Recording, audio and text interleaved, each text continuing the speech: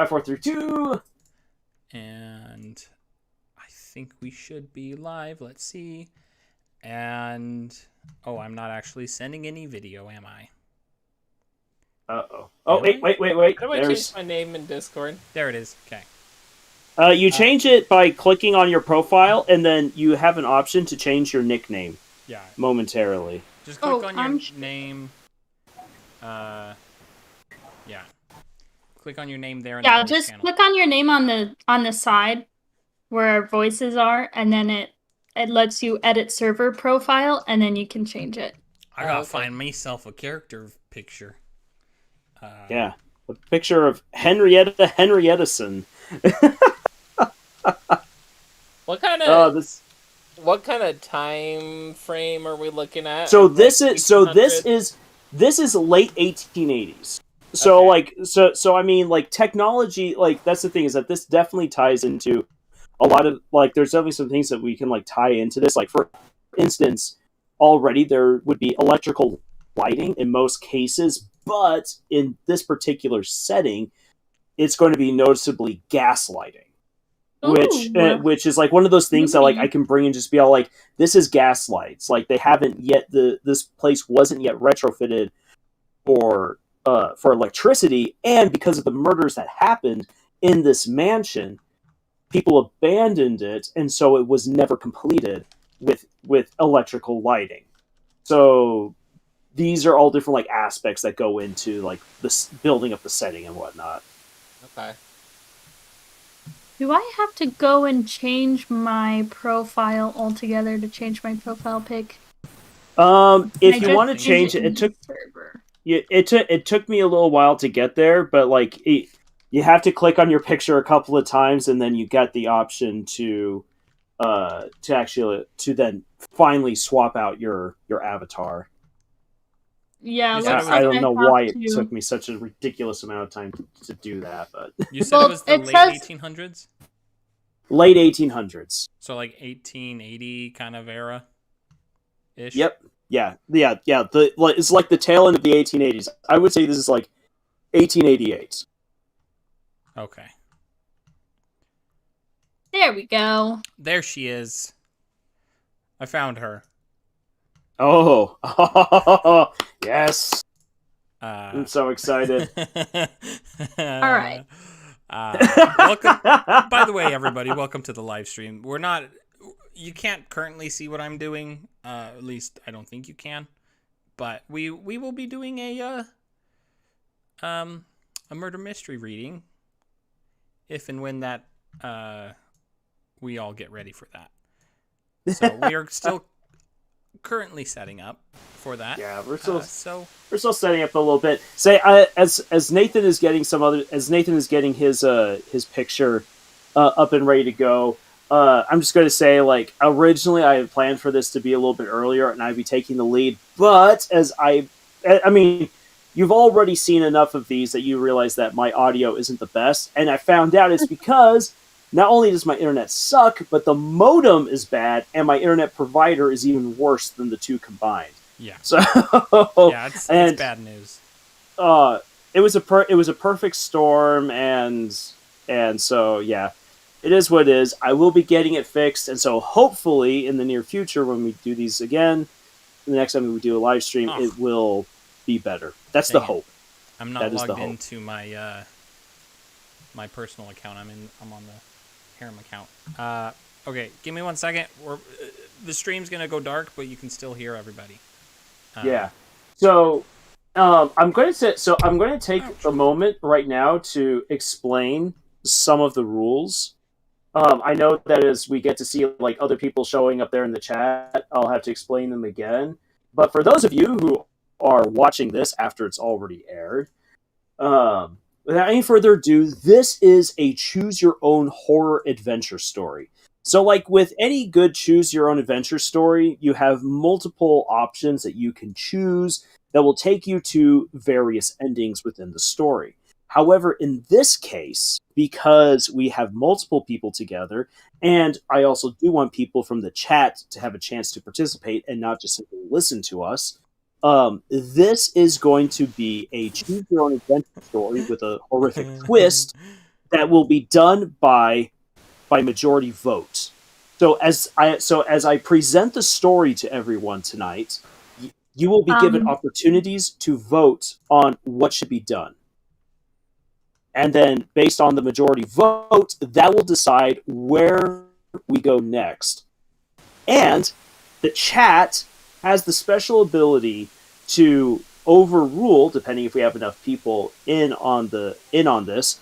The chat can actually overrule the choices of the people here doing the live stream if they have enough voice. And there is an in-world reason for that, which I'll get into later. Like, I actually built-in reasons for how all of this works.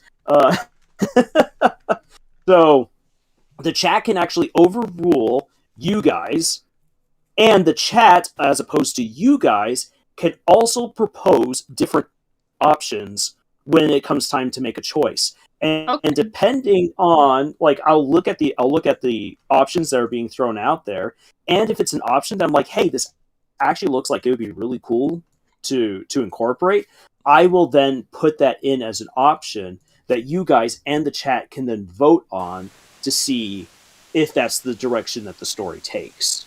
Okay. So it's going to be way more interactive than a typical read through of a choose your own adventure story. But this isn't like Dungeons and Dragons. This isn't a typical RPG where people can dive into greater detail and everything like that and take half an hour to make a choice. You don't have that kind of freedom. But each and every single one of you do have specific abilities that will help you to make your choices. So I'm going to quickly go over what those abilities are right here for you guys. Before you go over the abilities, Lars, I just want you to appreciate the picture that I chose for Henrietta Henriettason. Why did she have a fish head? Well, you see, dearest, that was one of my... It was a gift from one of the lords of the house. He had it made for me because they say I'm quite a blabbermouth, but you know, I don't know how blabbermouth lines up with fish, but it's a kind gesture, so I've kept it all these years. I like how your accent is so fluid. I know. I love it too. I mean, all accents tonight are probably going to be very fluid. Oh, it's absolutely. going to make it even better. I can't nail down an accent to save my life. Same here. This is why, like, I've had students say, Mr. Jensen, you should become a voice actor. I'm like, I can't hold an accent past three lines. Well, give me 1 second. I'm going to go grab my water, and I'm going to be back with my water. And I'm actually also going to grab a water because I'm going to do a whole lot of talking tonight. Yeah. So I will also be back. So, Camille and Scott, entertain our guests. Oh, shoot. I was going to seize this opportunity to go get my phone charger, but I guess it'll die. No, I'll just wait till you guys get back. Do you like Go, gas? hurry. No, get out of here. What are you waiting for? Get out of here. Disappear already. I know that's from something, but I don't know what it's from. It sounds familiar. I can't I can't for the life of me figure it out. It has something to do with a little boy and an animal. Yeah, and no. You know what? Give me a week or two and it'll come to me randomly when I'm trying to sleep. Right. So, random news, I almost bought a kilt today. Oh yeah, because you have the Highland Games, right? Games in town, yeah.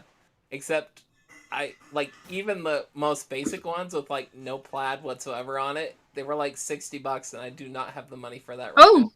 Sheesh. Okay. It's a little pricey. The full outfit, it would have cost $500.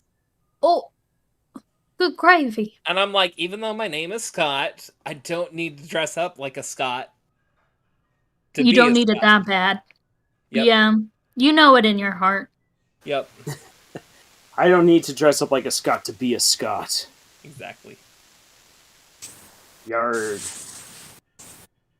Oh, sweet. Okay, now that Lars is back, I can go grab my charger. Yeah, go grab your charger. All of the All girls right. can get tilt for me without a kilt. That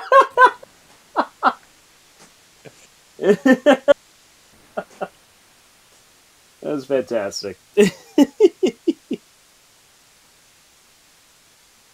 All right.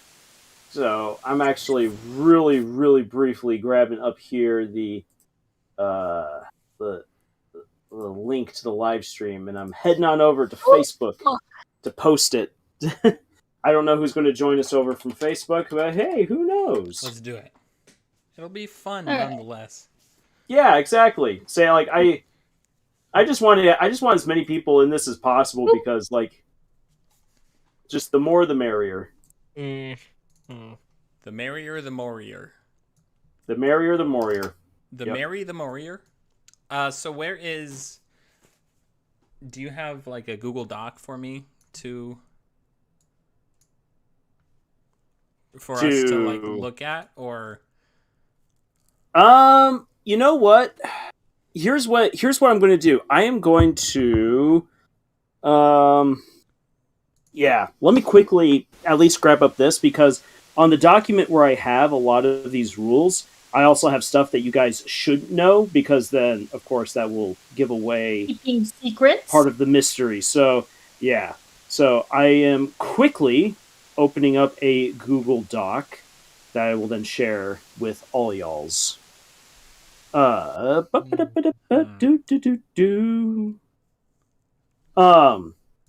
But yeah, so as I'm making that a reality, it's like as I was saying, all of you are going to have some special abilities that will help you out. I'm going to post them right here, at least kind of like the original notes I had, which I know that for a lot of you, you've already kind of come up with your own interpretations of these characters, and so for better and so worse. For better or for worse. So actually, while I'm getting that going, can you guys quickly tell everyone who are your characters? Oh, mama! Shoot, I should have prepared my paragraph I sent. I can already kind of get us started right here because as the narrator, I will be playing one specific character for the opening of the story, the one who's going to kind of make this possible. I am the eccentric wizard Ralph James, a perfect British name, and my character, as the eccentric wizard, I actually want to kind of bring back the dream of having an actual wizard in court. So like even though at this point it's the late 1880s, and the British Empire is moving away from the royalty having like the major say towards a more parliamentary system. Like Parliament's already been around for a while, but Parliament was always kind of controlled more by the lords. We're in the transition from lords to the people, but this guy right here, Ralph James, wants to be able to bring back the old role of a courtly wizard, which was actually a thing hundreds of years before. And so in order to do that, in order to prove that no, he's not just some weirdo, that he actually does have something that he can contribute, he's going to provide the magical assistance necessary to solve this 12-year-old murder. And he's going to do that. I'll explain how he's going to kind of like merge the present and the past together. But that's basically his goal. His goal is to impress everyone with this incredible spell, solve this murder, and then be recognized as a legit wizard, not as a crackpot, and rebuild the old wizard role within courtly society. Oh, is he the one that brings us all together? He isn't. He's one of the people who gets brought together. The guy who brings everyone together is Lord Overshire, but you won't be seeing Lord Overshire at the beginning of the story. Okay. I had like a 0.2 attention span, so while you were saying that, I was already forgetting what you were saying. No worries about it. Yeah, it will come back again. Okay, good. Yeah, and I have shared the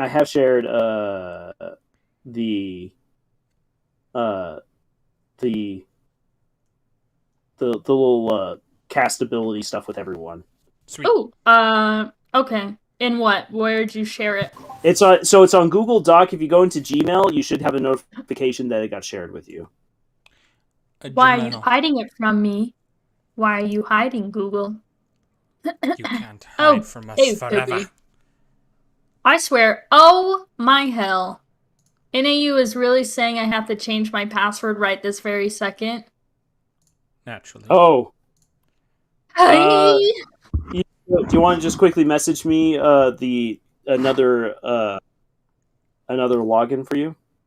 I mean, not a login, another email. Oh, another email? Yeah, let's do that. Otherwise, I don't have the time or patience to deal, because you know how it be. All right, I just sent you another email. Oh! I can open it on my phone, maybe. It might not work. Oh, actually, no! It worked. I see you. You're here. Yes. Okay. Panic. Crisis averted. All right. I also have pulled up my paragraph about my fella. So if you want us to go over that. Yeah. Do you want us to introduce our characters? Go around and introduce them? Yes, please introduce your characters. Okay, cool. All right, I will go first since I have it pulled up. I am Inspector Reginald Pillsbury. Let's see. So what I have is works for Scotland Yard. He is a renowned detective. Has always had a taste for alcohol, but after not being able to solve the mystery 12 years ago, he retired and blew most of his money getting drunk and finding himself in strange and exotic places and situations. Wink, that's subtext. The idea of £10,000 and the chance to redeem himself was tantalizing. He's prideful, though, not quick to admit that he needs the money and the redemption, but alcohol and old age makes him a bit senile at times. That's my boy. All right. Yes, that is Inspector Reginald Pillsbury. Most gorgeous. Welcome, Jedward. Yeah. A wild Jed has been spotted. A wild Jed has been spotted. I bathed 4 children tonight. Ooh. Which is 2 more than my usual record. Such a good dad and uncle. Best boy. That's our Jed. Jed, I find that very hard to believe. With the millions of millennia you have lived, you have had to have at least made more than 4 children at one point in your eons of existence. You mean just think of the millions of people you've bathed in blood? Oh. Don't count. And you'll probably be next, Scott, now that you've brought it up. He's already got my knees. He can have my blood. I don't care anymore. You've doomed us all. Open like a true millennial.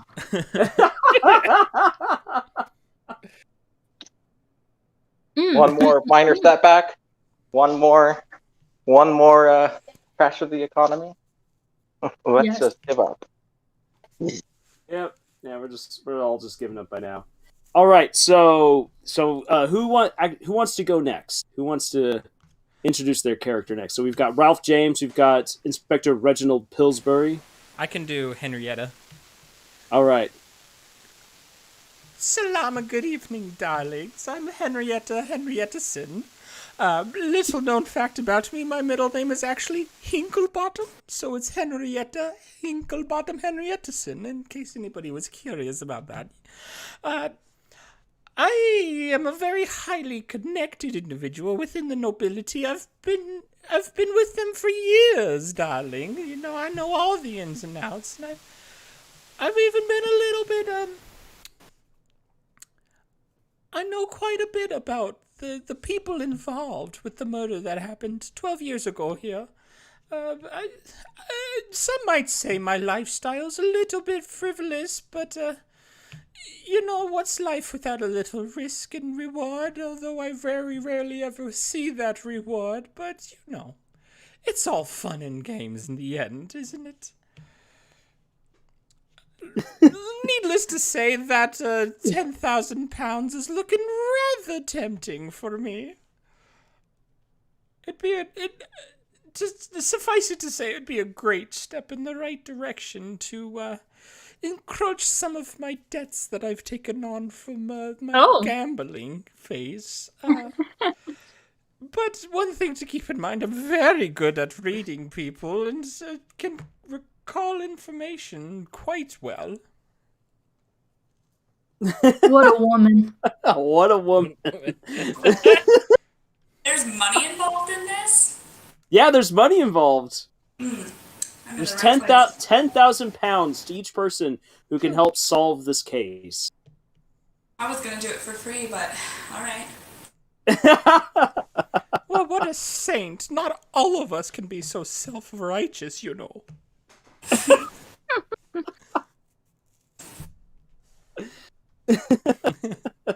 Well, So is then. that everything for Henrietta Hinklebottom Henriettason?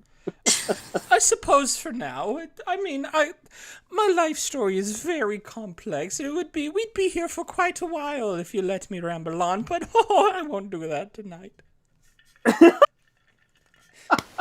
All right. Let's see here. Who wants to go next?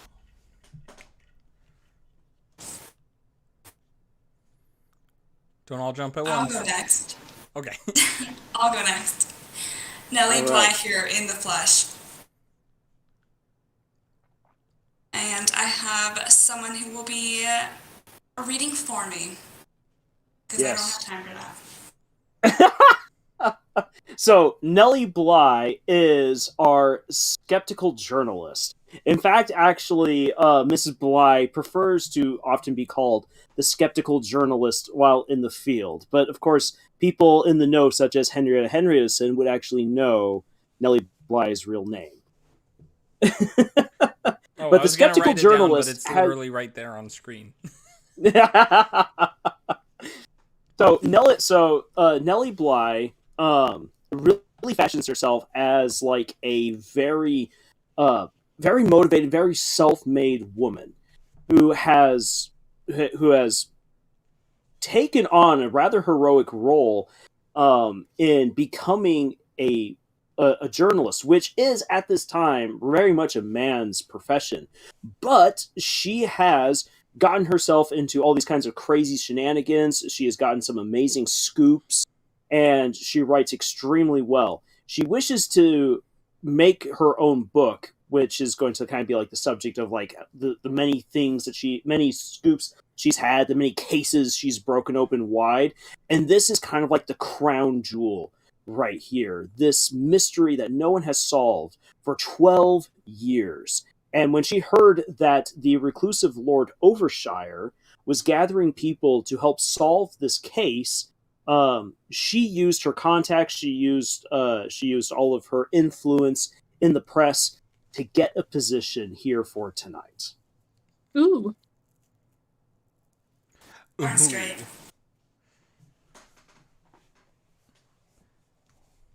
All right. So that leaves us then with Jedward and also then with Dr. Vega Lichtenstein. Lichtenstein.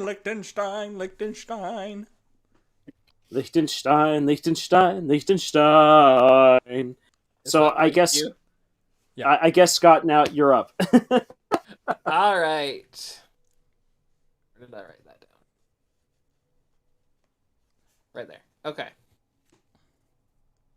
So, Dr. Vega Lichtenstein is only half German.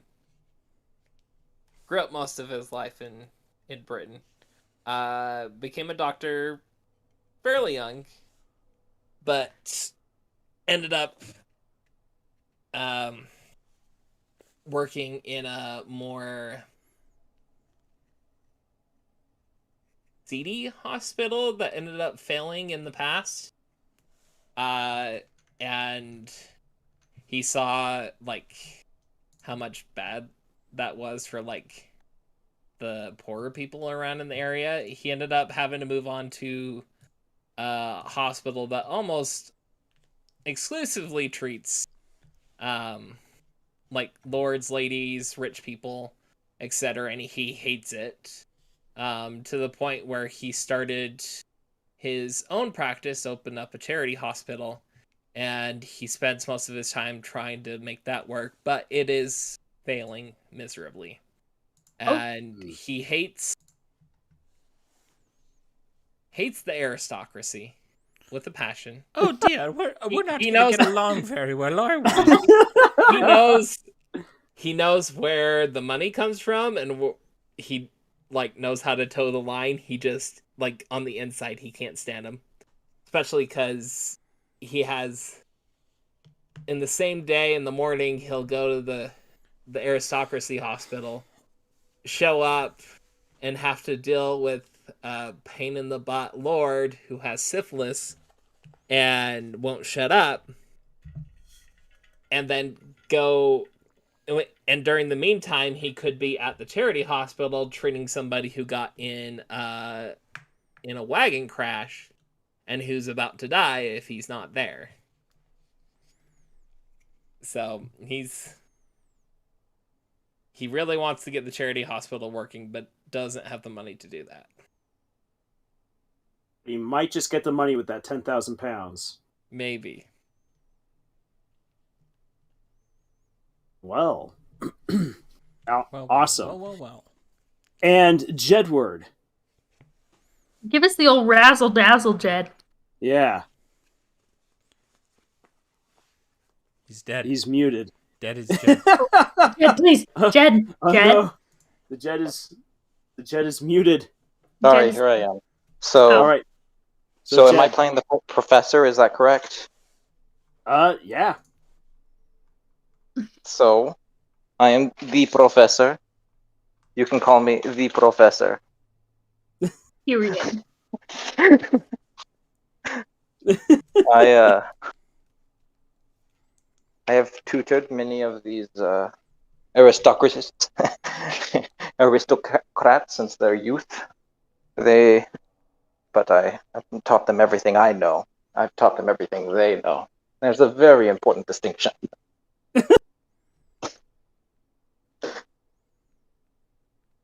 I like that. It's a good distinction. And while I teach them, everybody knows that professor could always use a little bit more Cheta? Funding. chatter, a little more money to go around, and so I plan to use this money for my own ends, for my own research. But that's not here nor there. All right. Excellent. Okay. Well then, we have our introductions. And let me then quickly give you guys the rundown of your abilities before we get into this. So, Oh, yes, Mama. so the old inspector, which is Reginald Pillsbury.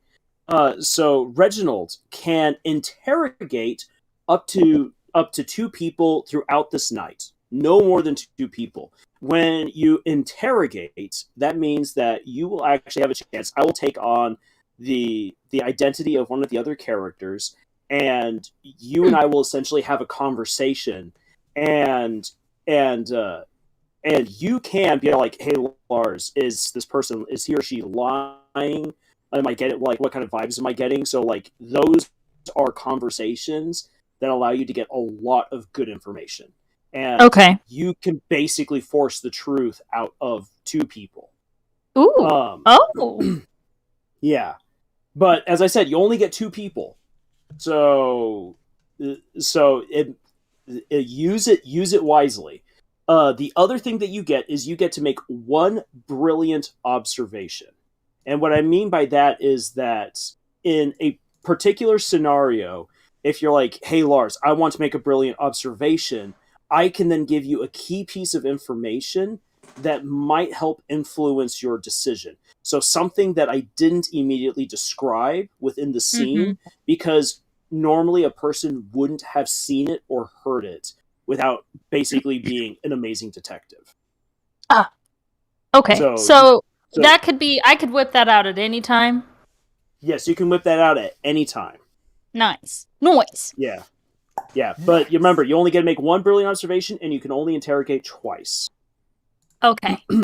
Then, so just kind of going down the line right here. So, Jed, as the professor, I'm giving you the abilities of the gentleman detective, which means that you get to make up to 3 brilliant observations. So that means that 3 times in this story, you can be like, Lars, tell me tell me what's going on here. What are we missing? What did we not see? What did we not hear? And you then can get that information.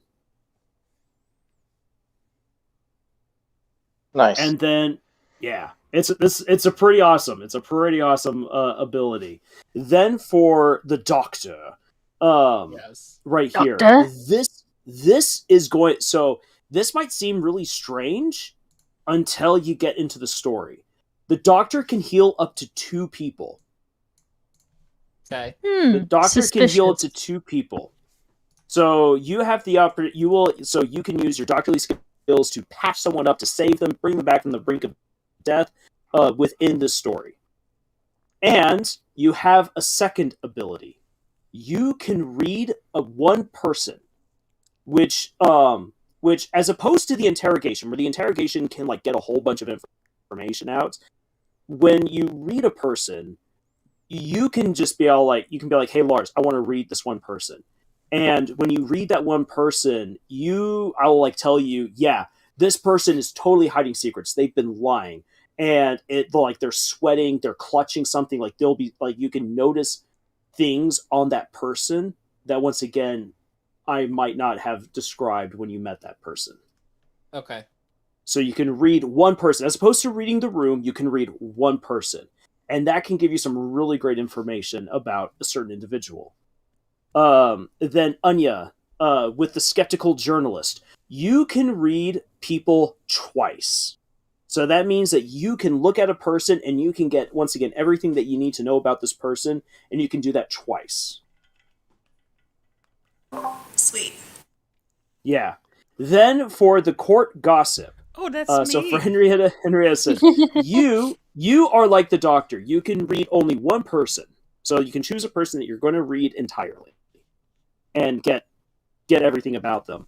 And you can use this ability twice. You can recall information about a person. So tonight, there's going to be a lot of different secrets. There's going to be a lot of different things going on. And so you can recall that information about people. And you can be like, oh, this person actually was this person's sleeping around. Or this person has a drinking problem. This person has a gambling problem. This person is actually super pious. Or this person's a known liar. Stuff like that. Okay. So when you want to recall information, you just tell me, hey, Lars, I want to recall some information. And then you just say about whom, and then I'll give you their backstory.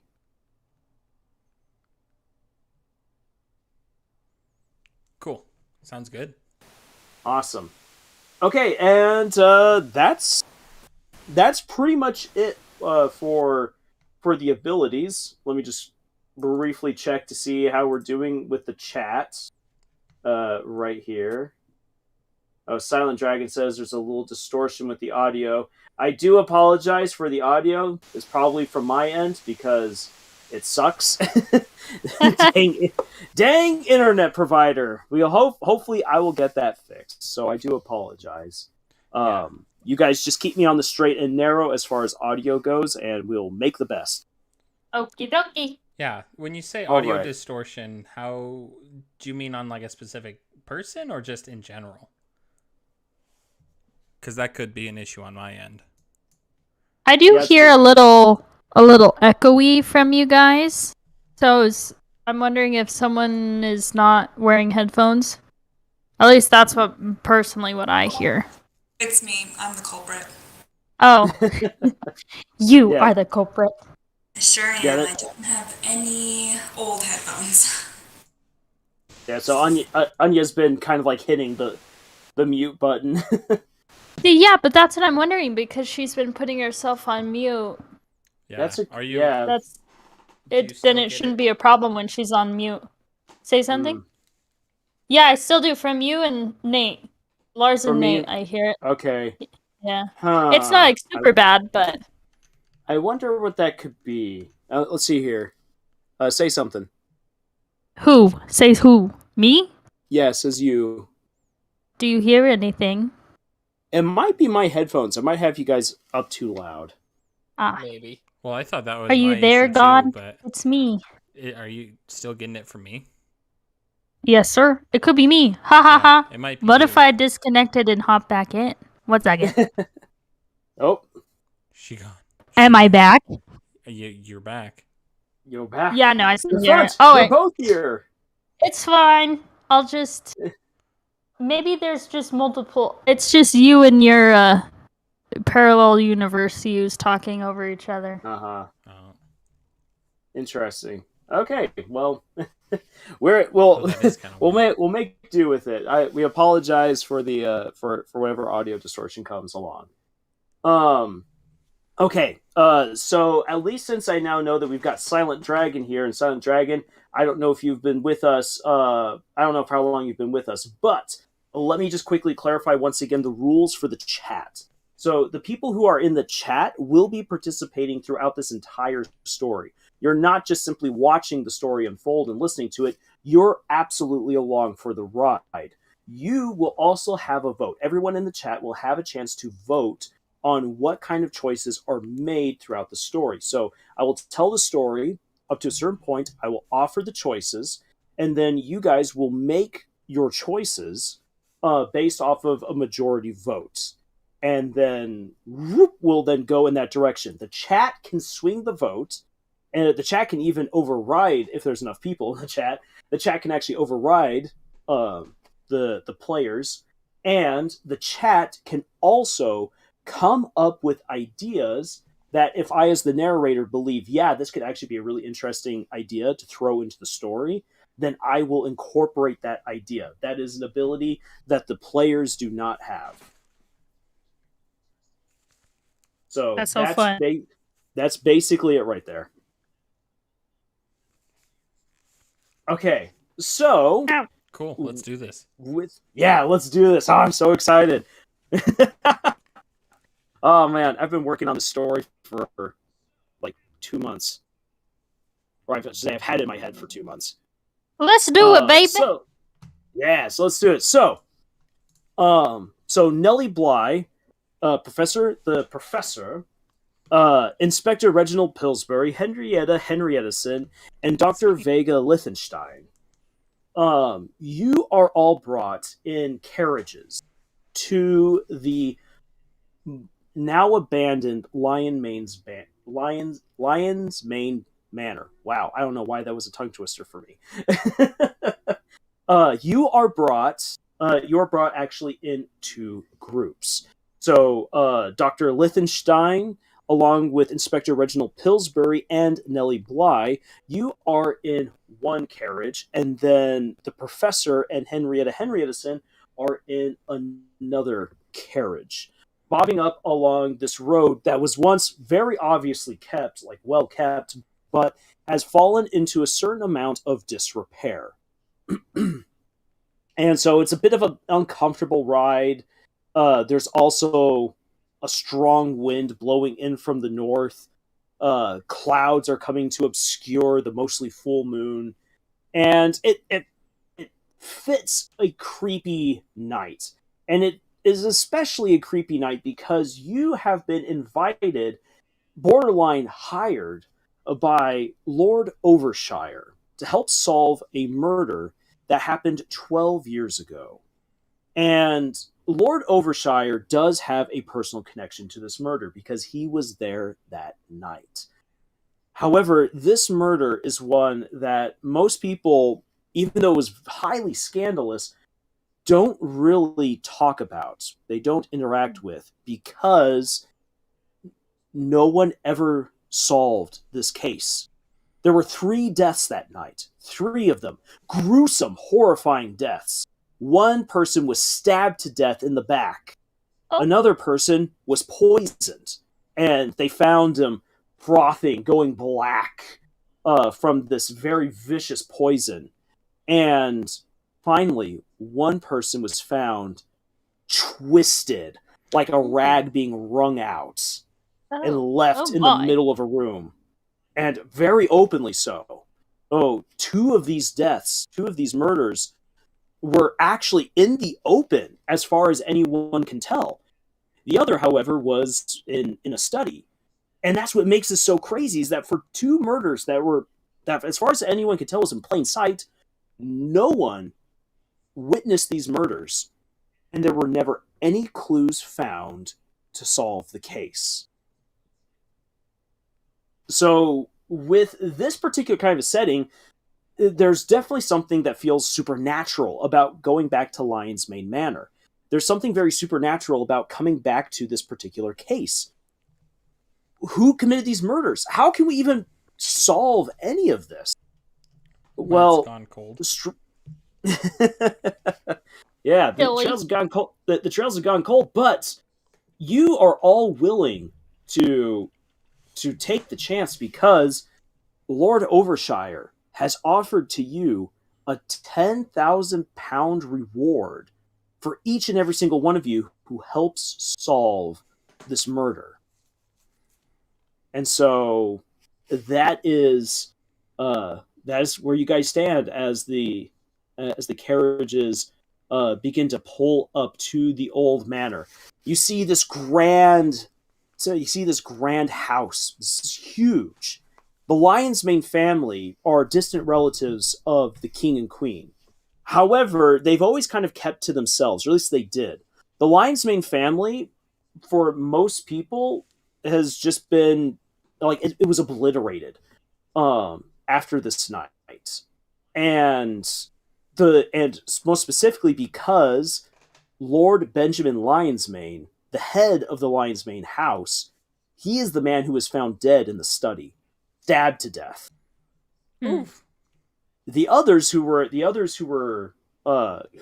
killed, you have Lady Mary Blackwater. She was the one who was wrung to death like a rag, and then Reginald Conchester, a very popular young man with a long, great life ahead of him. Reginald Conchester was the one found poisoned, and so I'll already kind of like give this especially to some of you, right? To the inspector, to Henriettason, as well as to Nellie Bly.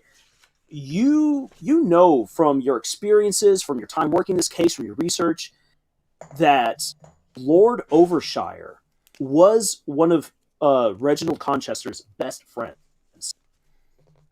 They were very close with each other, and so like for Lord Overshire solving this case, it's not just because he was there and he wants to rest some sort of demons, but one of his best friends died that night, and it's horrifying to think that 12 years ago, and even still to this day, there are no clues. It was him.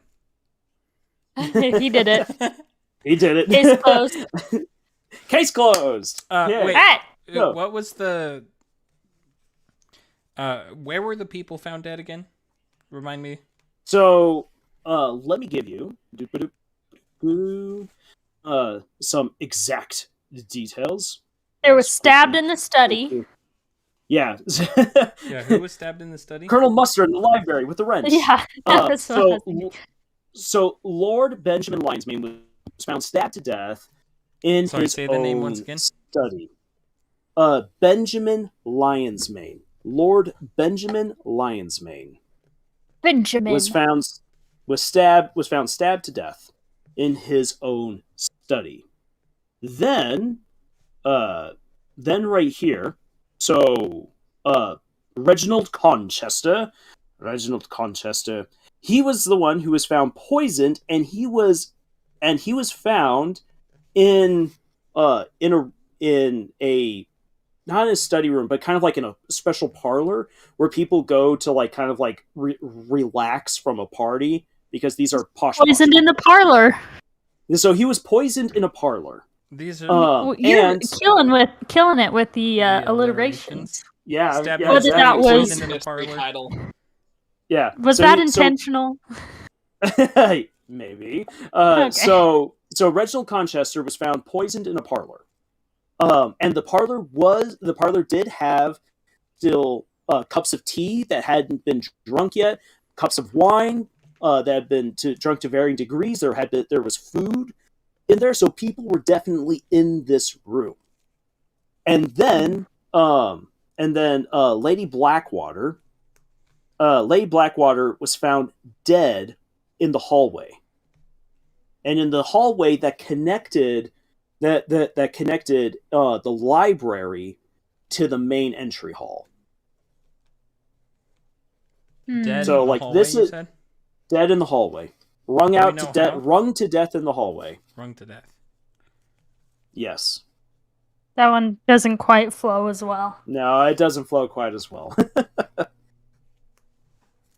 And so it's like, as I said, some of these murders are very in the open, as far as anyone should be able to tell. But What was like the time of death? Do we know that? I feel like I should know no that. one. So the time of death would have been a clue, and no one can tell. Like, Sus. coroners are really good at their job. I mean, even still at this time in the 1870s when this happened, a good doctor could still tell within a certain degree when someone had died.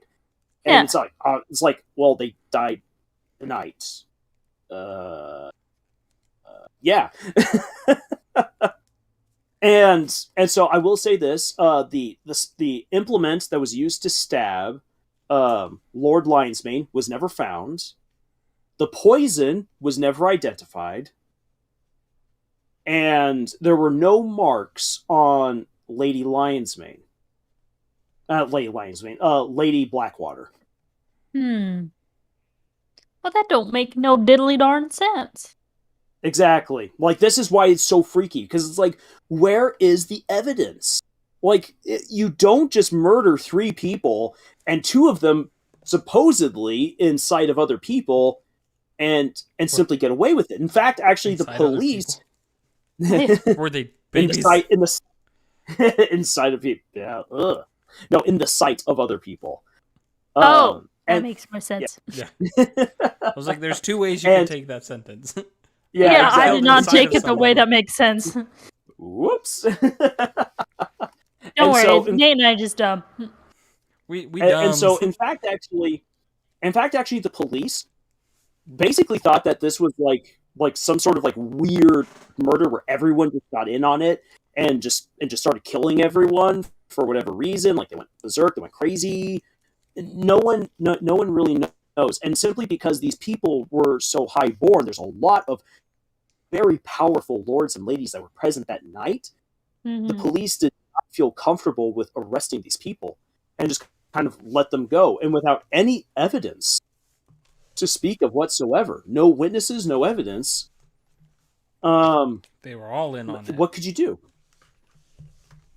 Yeah. So, and that's the thing, though. Like, this is one of the things that makes Lord Overshire's attempts to now 12 years later solve the murder seem really suspicious. If he wants to solve it, why is he waiting 12 years later? Well, what does he know? So, yeah. That's what we're gonna find out. Did Dun you dun get to dun. talk to Lord Overshire? Yes, he there. Is the Lord, you don't see it. So when you guys come on up and your carriages let you out, remember, like, this is a place that supposedly has been abandoned for quite some time. Mhm. However, as you come on up, there's footmen there to like lead you guys inside. There are definitely some servants who are running about trying to like keep the place up. Gas lamps have been lit because this place it was abandoned before it could be retrofitted with any sort of electrical lighting. So Hmm. even though electrical lighting is definitely a thing and the rich people are definitely getting into that, well, that didn't happen. Mhm. Despite the fact that there are servants running about trying to trying to get the place ready for you guys, it's quite clear that no one's lived in this place for a while. There's definitely a smell of rot and dust, of mold, because this is England. If you don't take care of a place, the elements quickly have their way with it. So so you can smell that the place is in disrepair. It's not falling apart. It's not dilapidated, but it's it's definitely been abandoned. And waiting for you in the main entry hall are two people. One is a rather chubby, really stiff, upright butler, and the other is Is that a Mr. is a Chubbs? man is a man who looks way older than he actually is, thanks to his beard and the clothes that he's wearing. And he, as opposed to the butler who is standing very rigid, he is pacing about extremely nervously. And when he sees you all arrive, he's like, "Oh, excellent, excellent! Yes, we can begin. We can begin soon. Welcome, welcome, welcome. I am, I am Lord Overshire's wizard, Ralph James. Pleasure to meet you all." Silent Dragon asked which one was in the study. Sorry. The one who was in the study, who died in the study, that was Lord Benjamin Lionsmane. Okay. Ben. Yeah. Oh, Hey, Ben. Ben. Oh, Ben. Ben. So how do you guys like real quick here? How do you guys want to like interact with our wizard friend? Do and I the know? butler? Do I know Ralph? You have definitely heard stories of this man. This man who has been courting various powerful people within London's high society. He is definitely eccentric. No one takes him seriously, and because of that, he's more of just like a passing joke. Okay. I feel like Henrietta would know who he is out of anyone. Yeah. Yeah. Oh, Ralph. Yes, I've heard so much about you. It's dare I say, a pleasure to meet you. I'm not quite sure yet at this juncture, but nonetheless, thank you for welcoming me. Yes, most gracious of you. Oh, it is my pleasure, ma'am. It's my pleasure. And oh yes, and lest we forget the good old chum right here. Yeah, the staff would definitely call him their supreme majesty. He slaps the butler on the shoulder, and the butler's very obviously not amused with this right here, Mr. Pemberton. And the butler gives a stiff bow to all of you. Yeah, gentlemen, ladies. Has Pemberton been there? Was he there at the time of the murders? Was he there at the time of the murder? Or like, was he the butler there? At that time? Or is he like a new butler boy? I'm trying to think of that info. Like, I'll give you this. Yes, he was. Okay. Mr. Pemberton. It was at the time the head butler for Lion's Mane Manor. Okay. So I would know him. Has he still been the butler all these years? Like, is he still taking care of this house, or did you say this was pretty dilapidated? So when the house was eventually abandoned by whatever remained of the Lion's Mane family, there would have been no reason for him to stick around unless they specifically hired him. So he probably wasn't there. Okay. And in fact, I'll actually incorporate that into the story here in just a bit. All right. So Oh wait, you're I have an answering- idea. Because Yes. I know him. Ah, Pemberley, my good man. It's been some time.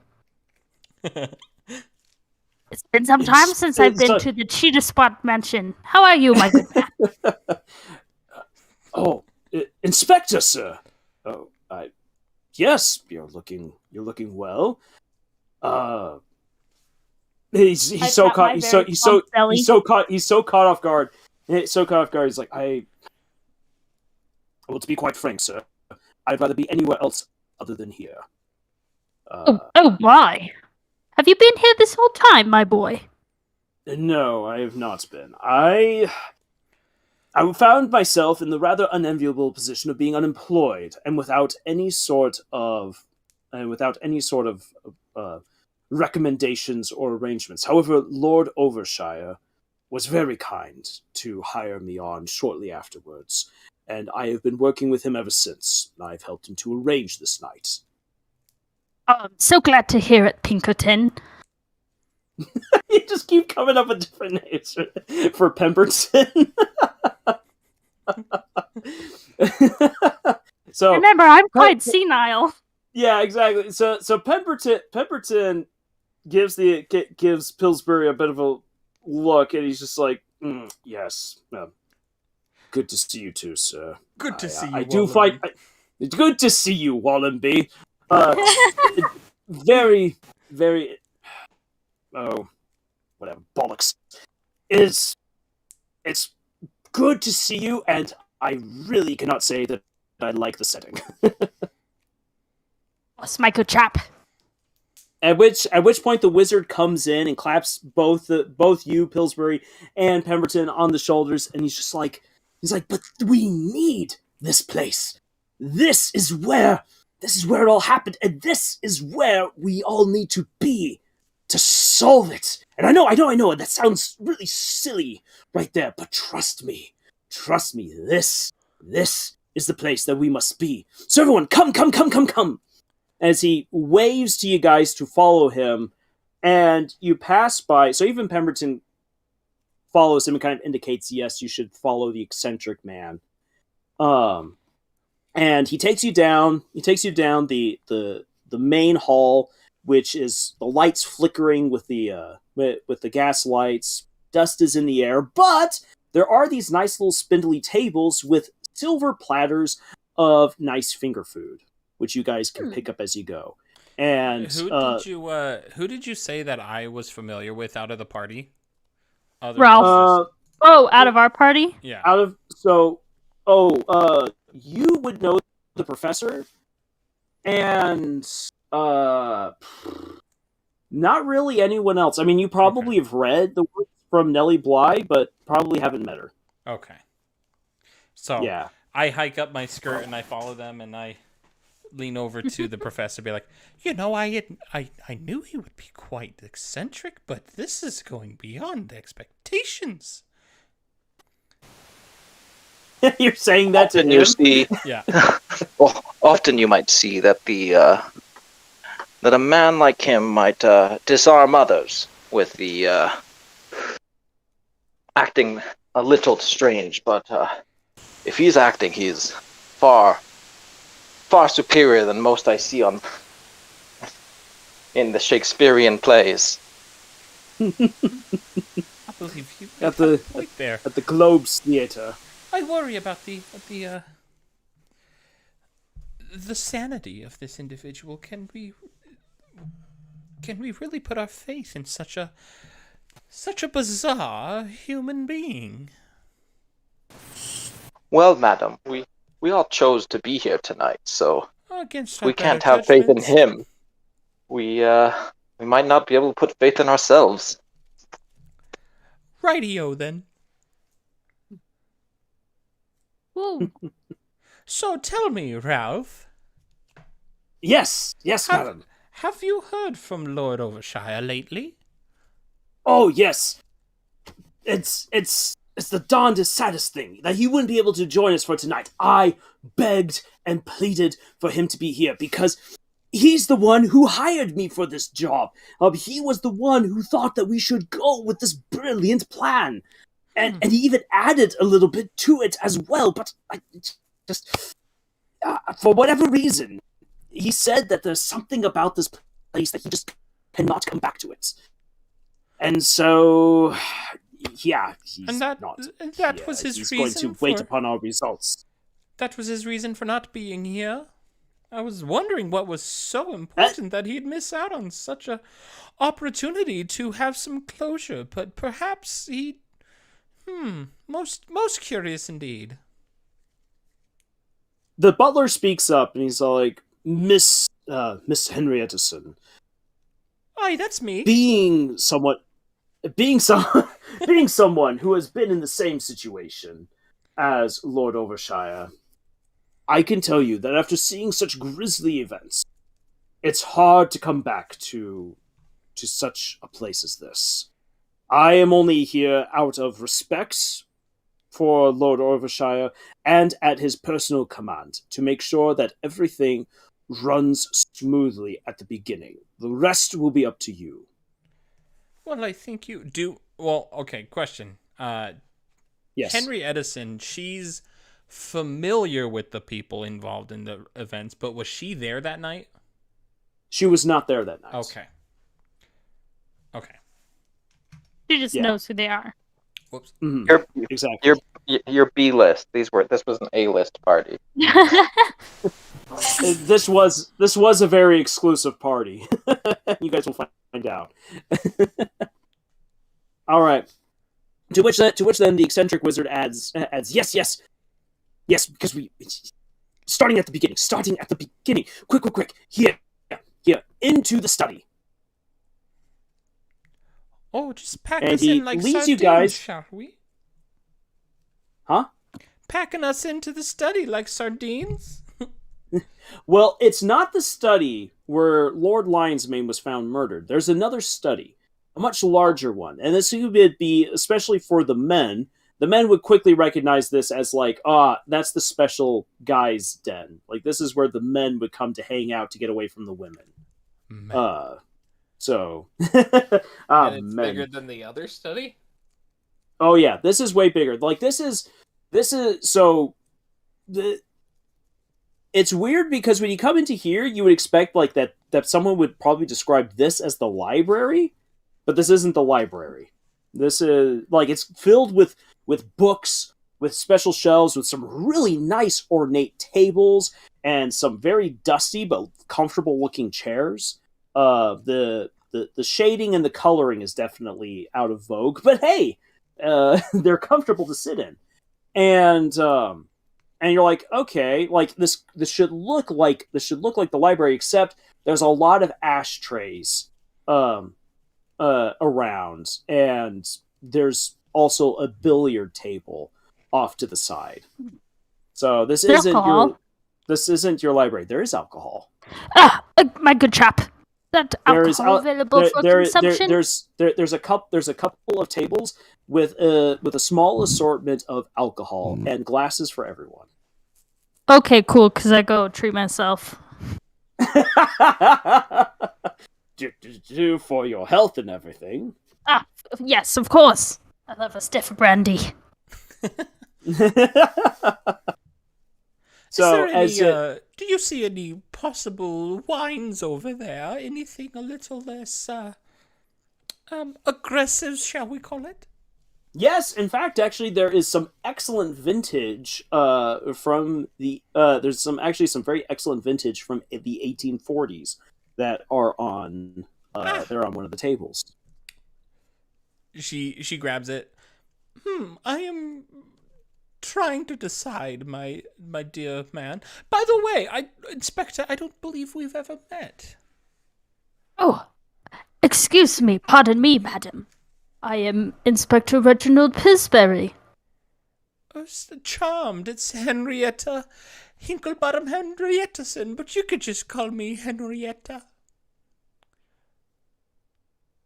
I just give you a stink. I give you a blink a couple times because that was a lot of syllables. Just just call me Henrietta. Is that good enough? Of course, madam. Now tell me, do you believe this vintage I have here in my hand? I do believe, if memory serves me well, this is a very good vintage. But I'm trying to decide, should I partake now or save this for celebration later? Oh, if you don't mind, I take it out of your hand. I can always tell a good wine myself. Spent some time in France, actually, in various Almost. vineyards. What a fruity afterbirth it has. I take a sip. Oh, that's quite delectable. I drink the rest of it. Yes, I would say, go ahead and have it now. That's quite all right. You can keep the empty bottle. It's all yours. Yeah, Oh, this I man think- holds his liquor fantastically well. Yeah, downs an entire thing of wine. I thought you had glass. No, no, just the bottle. So he Okay, is. then. Oh, well, my man's could put any frat boy to shame. Yeah. No wonder Hey, he's so hey, senile. back then,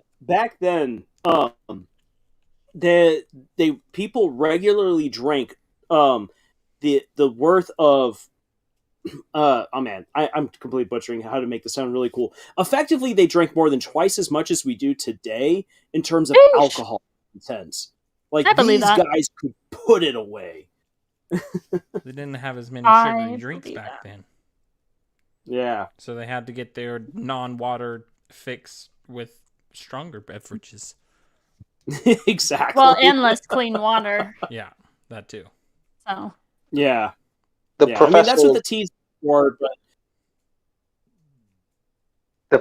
professor is looking around rather disdainfully at all the drinking, but oh, when he thinks no really? one's looking, he takes a nip from his flask in his coat pocket. oh. The But, doctor, he Dr. makes- Vega's he makes more sure- interested in the books. He makes sure that more other people know that or think he's not drinking. What a pious man. What a pious man. And Dr. Lichtenstein, meanwhile, is settling down with the books. Dr. Lichtenstein, let me actually give you some details for that Okay. right there. So if you're settling down with the books, you quickly realize that a lot of these books are first editions and like they are singular prints. In fact, some of these books are not even actually printed. They've been written in by multiple people. Like a yearbook. Almost like a journal. Oh, that too. I like Yeah, like a better. yearbook or a journal. Yeah, like a yearbook. Is that the yearbook for Liechtenstein High School of 1873? Is it? That couldn't be. That was the year my daughter went. Oh, look at that picture of her playing Badminton. badminton. That's a game we definitely played in this era. Yes. It's certainly all very amusing.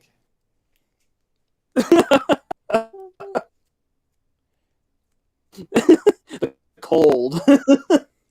What is the book actually? So actually, let's see here. One of the books that you look at, Dr. Lichtenstein, is a collection of poems. And they are poems that have all been very obviously written by different people. And some of these poems are really dark in nature, like talking about like brutally eviscerating individuals. Other poems talk about love and secret rendezvous under the linden trees and stuff like that. And you Other said poems, they're different. Like it looked like different people had written in these. exactly, yeah. Okay. Is So there you got any names attached to the book at all? all of these books. They have lion's mane as the owner or as the author. Okay. I mean, I guess So- it does make sense, he being the lord of the house, correct? Mm-hmm. He is the Lord of the House, right? Yeah. Okay. He is Lord. It is the Or he is was. the Lord of the House. Mr. Pemberton comes up to the doctor and says, "I see that you've already decided to help yourself to Lord Lionsmane's work. The man was a voracious reader and writer. Uh, he was, after all, the founder of the Ink and Quill Society."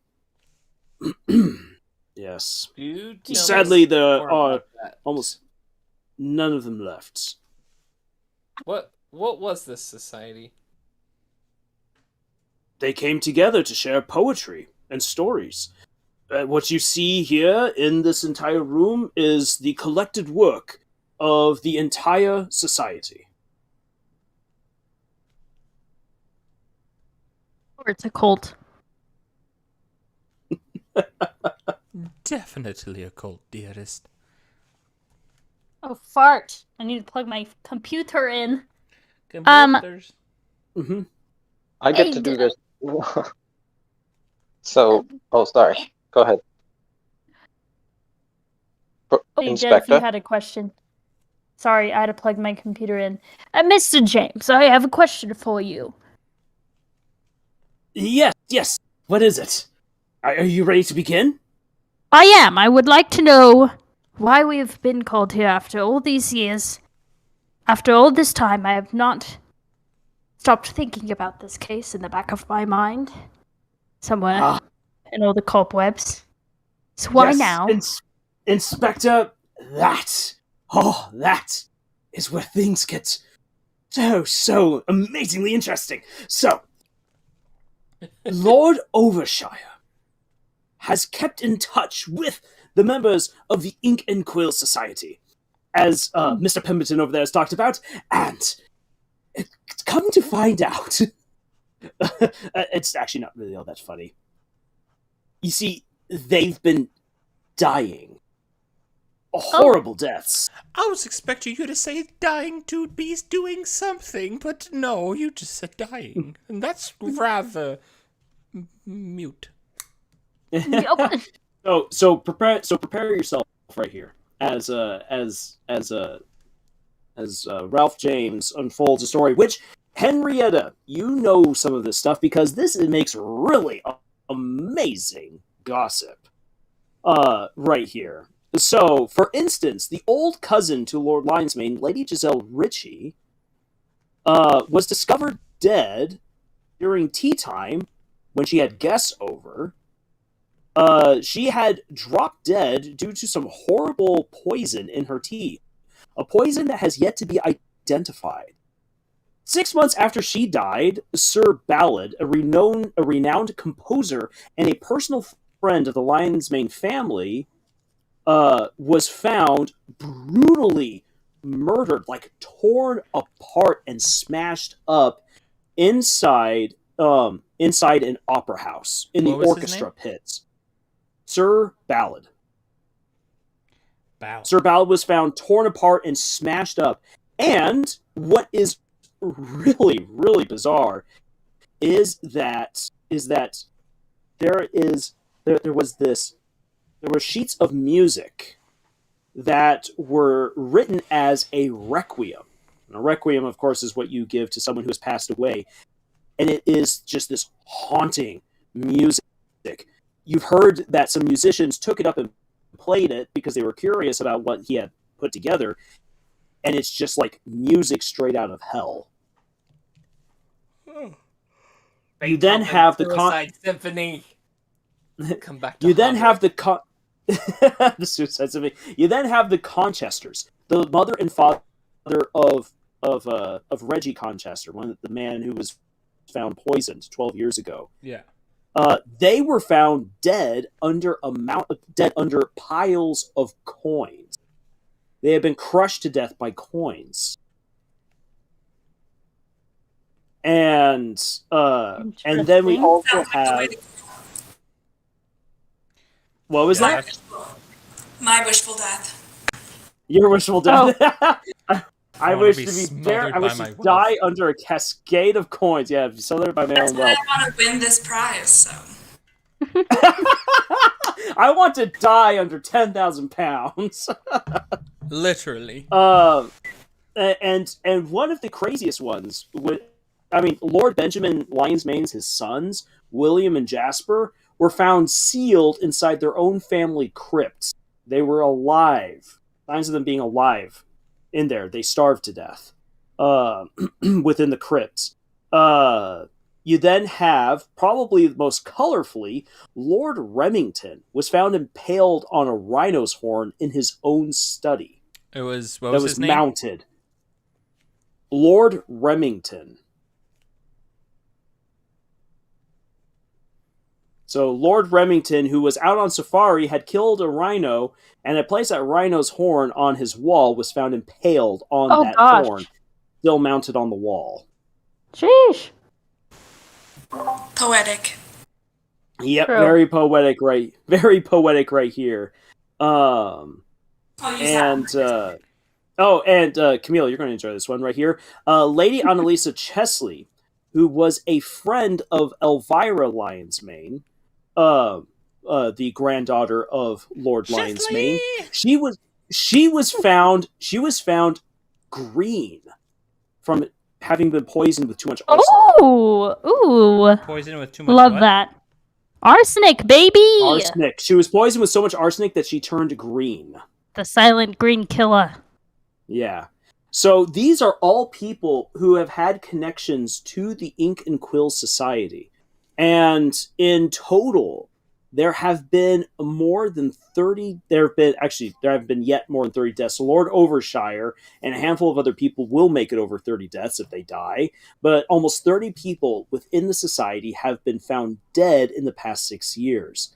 And Mr. Pemberton lets you know that the house staff as well for all of these nobles were also found brutally murdered in various ways. But other than their connection to the Ink and Quill Society, there seems to be no correlation between any of these bizarre deaths and really anything else. Were any of those individuals there the night that the original deaths took place 12 years ago? You can guess that some are. You Okay. might learn more about who else was there that night. Okay. So yeah, that's the tale. That's the tale that is woven, and so the wizard's just like, so Lord Overshire believes that he is very much next on the list, and unless we find some kind of way of solving these murders, who started all of this, why, how, if we can stop that, then we can save him and everyone else who might still be somehow connected to what happened here 12 years ago. And that is where I come in. You see, what I am going to do is I am going to tap into the power held within this place. We have come back to the exact same spot where these murders happened, where all of this began. What we are going to do is we are going to merge the past and the present together. The past will become our present, and we will become ghosts of the past. We will be able to, as ghosts, interact with what has all happened. However, in order to properly interact, because ghosts don't have the ability, as much as other people would like to say otherwise, they do not have the ability to physically influence the world around us. So in order for us to actually influence this world of the past that has now become our present, see, I will have to take over the body of one of the guests that were there that night. And you will then direct me to do what I need to do.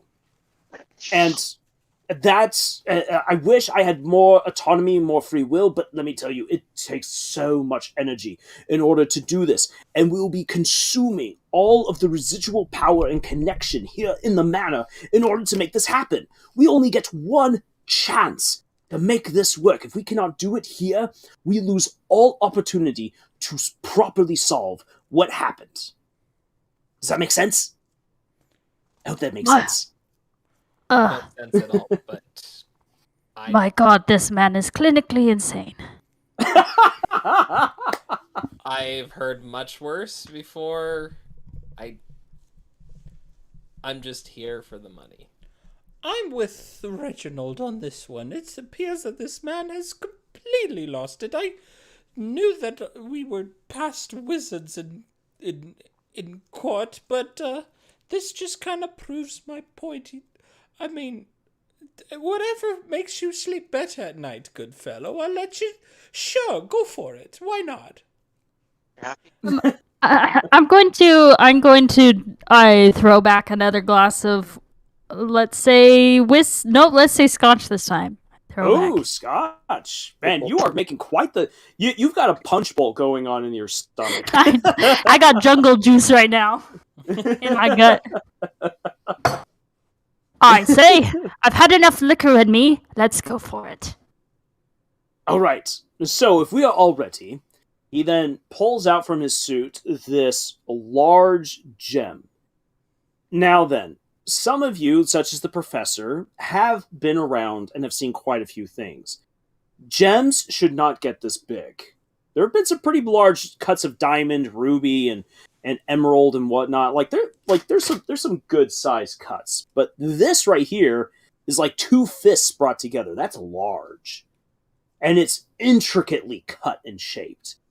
And he places it onto an empty table, and Mr. Pemberton is bringing about chairs so that way all of you can then come and kind of sit down, and you get this feel like it's kind of like a seance.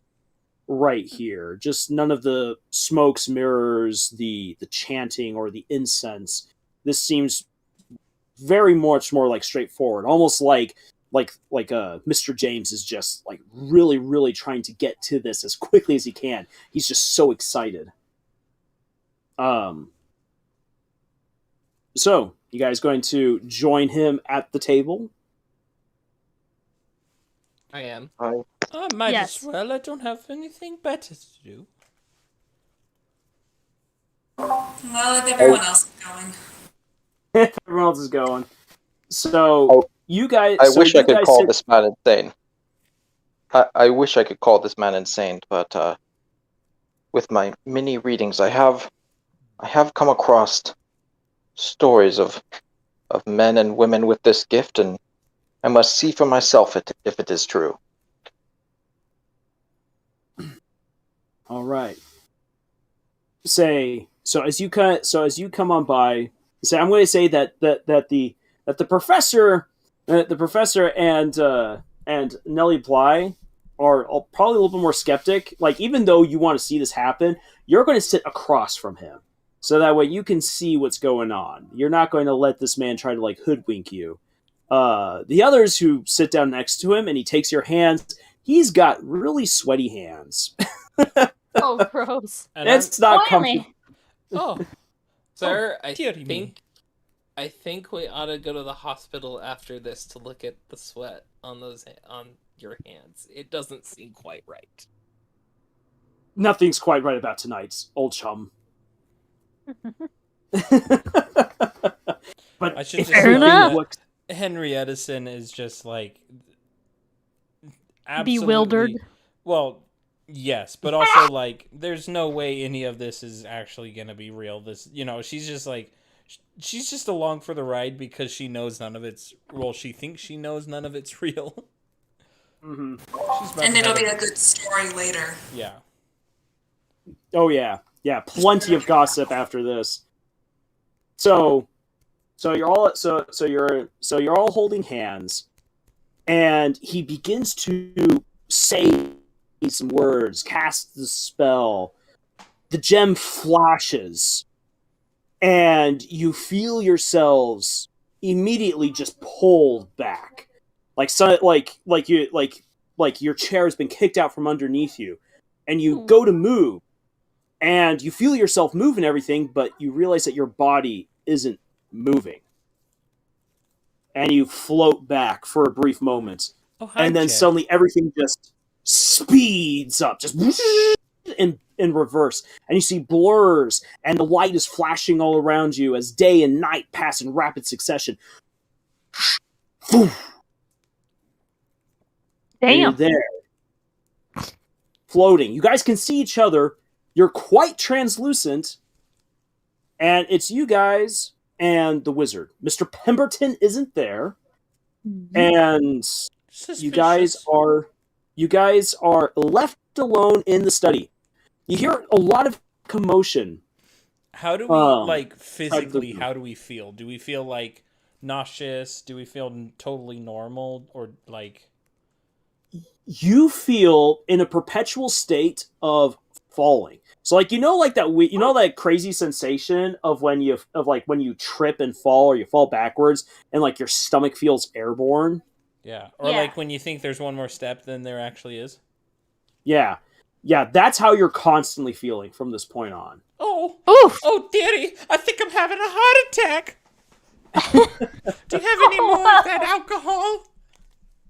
Don't worry. We are totally fine. This should be entirely normal. We just gotta go. I have to go find someone that I can possess. And I know that sounds absolutely horrible, but we gotta go. We gotta possess someone. And then we can begin solving the murder. We have only tonight. We have from now until when the murders are committed and done to solve this.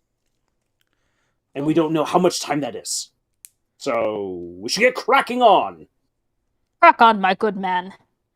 And unfortunately, Henrietta, you're now effectively a ghost. And so even though you actually see that there's a couple of alcoholic drinks, and Reginald, you also see this as well.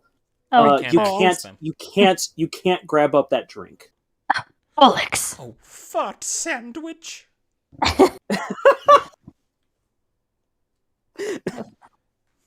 Good man, what have you done? This is beyond my wildest All right. nightmares.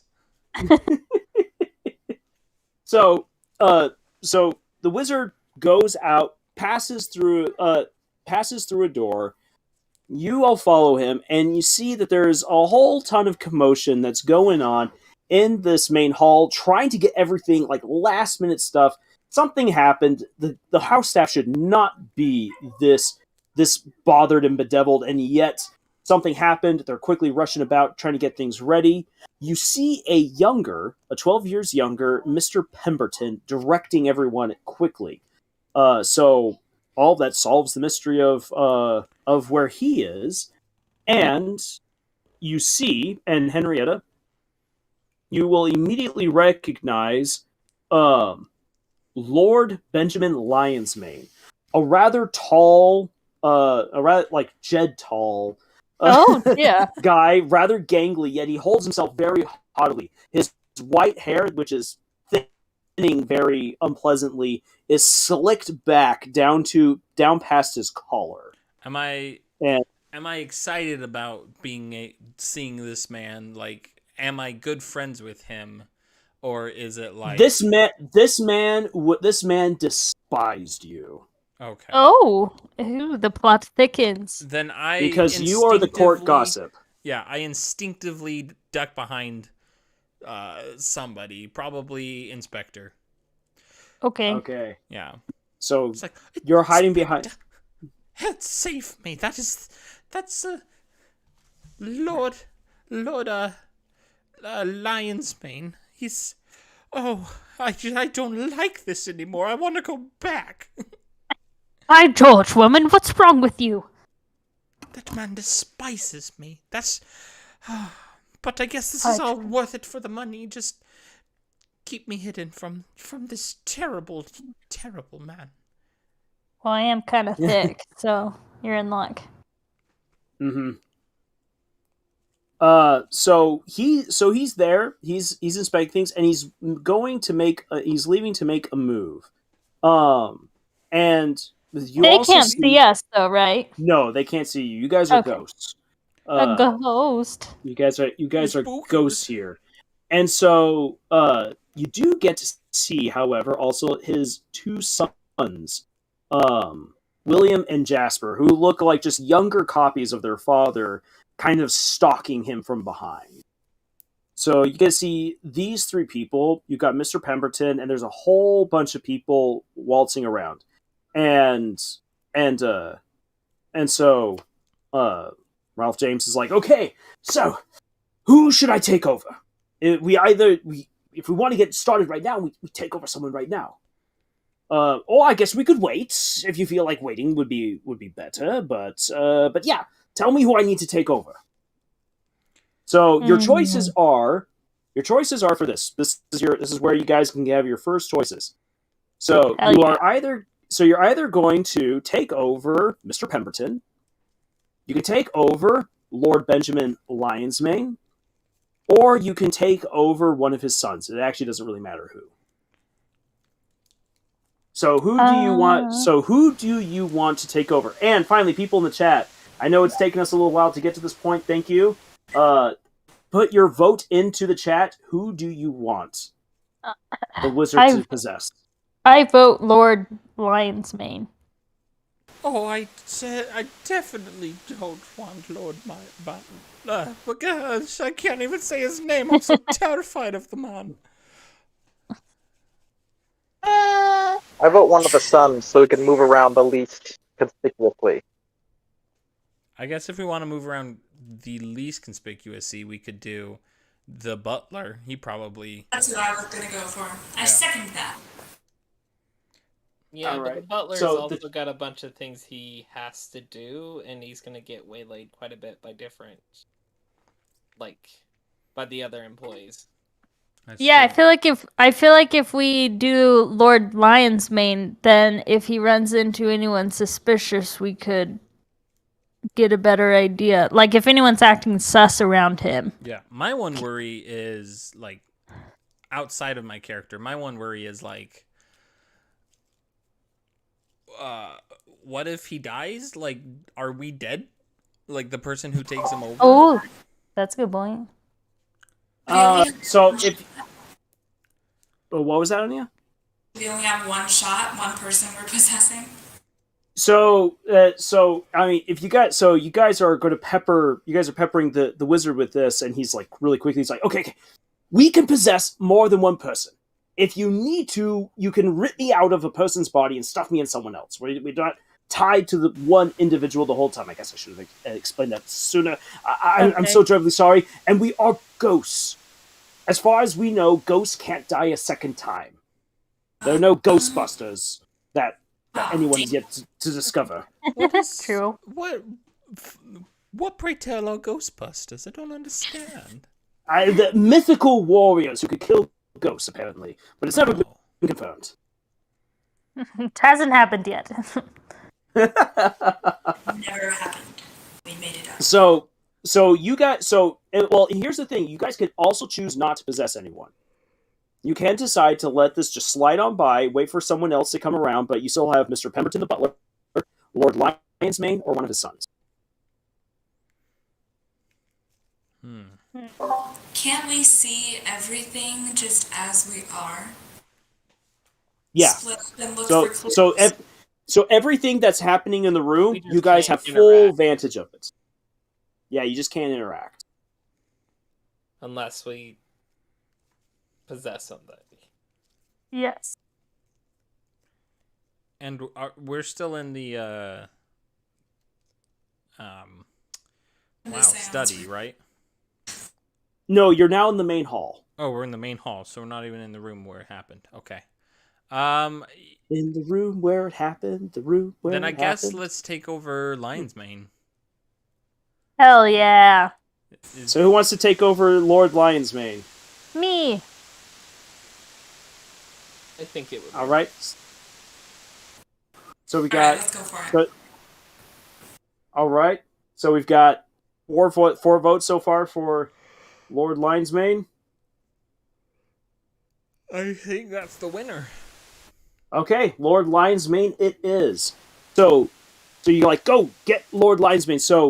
So the wizard goes into him, and you guys can see that he jerks just kind of like ever so slightly as the wizard enters into him, and you immediately get to feel things. You guys get to feel what Lord Lionsmane feels. And you also get a sense a little bit of what he's feeling and what he's thinking.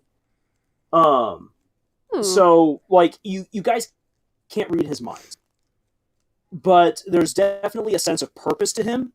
Mm-hmm. He's definitely feeling very anxious and excited. Like, he's nervous, but he's excited about what's going to be happening this night, with a cold sense of purpose. This man is not a man. This man probably hasn't laughed in like 20, 30 years.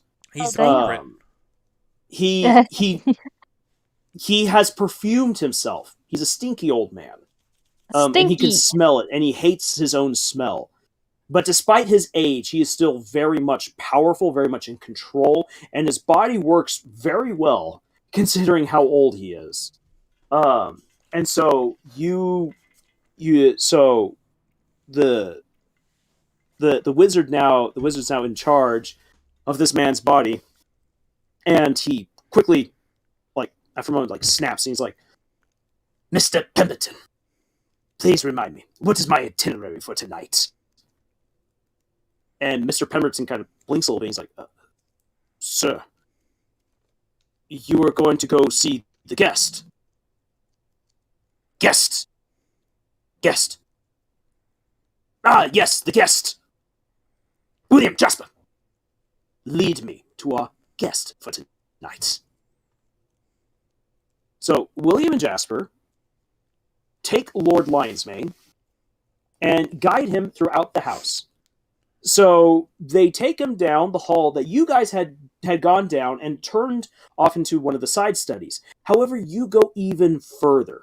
You pass by a really neat atrium. You pass by a parlor.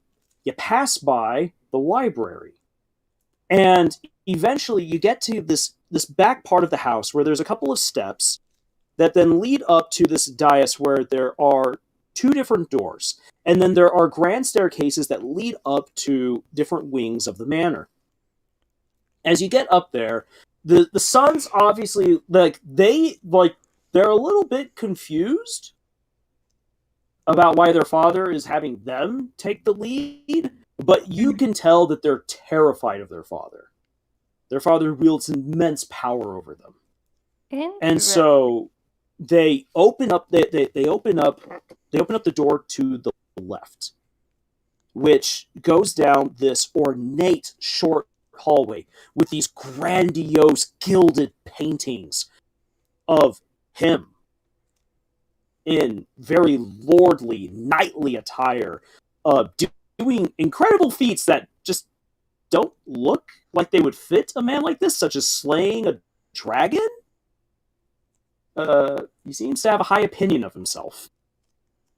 And there's another door, very beautiful very beautiful oak door at the end of this hallway that they open up. He comes on in, and he enters this study, this overstuffed yet beautiful, interesting study with this crazy crescent desk that it's very obvious that he sits at, with all kinds of interesting odds and ends and whatnot right here.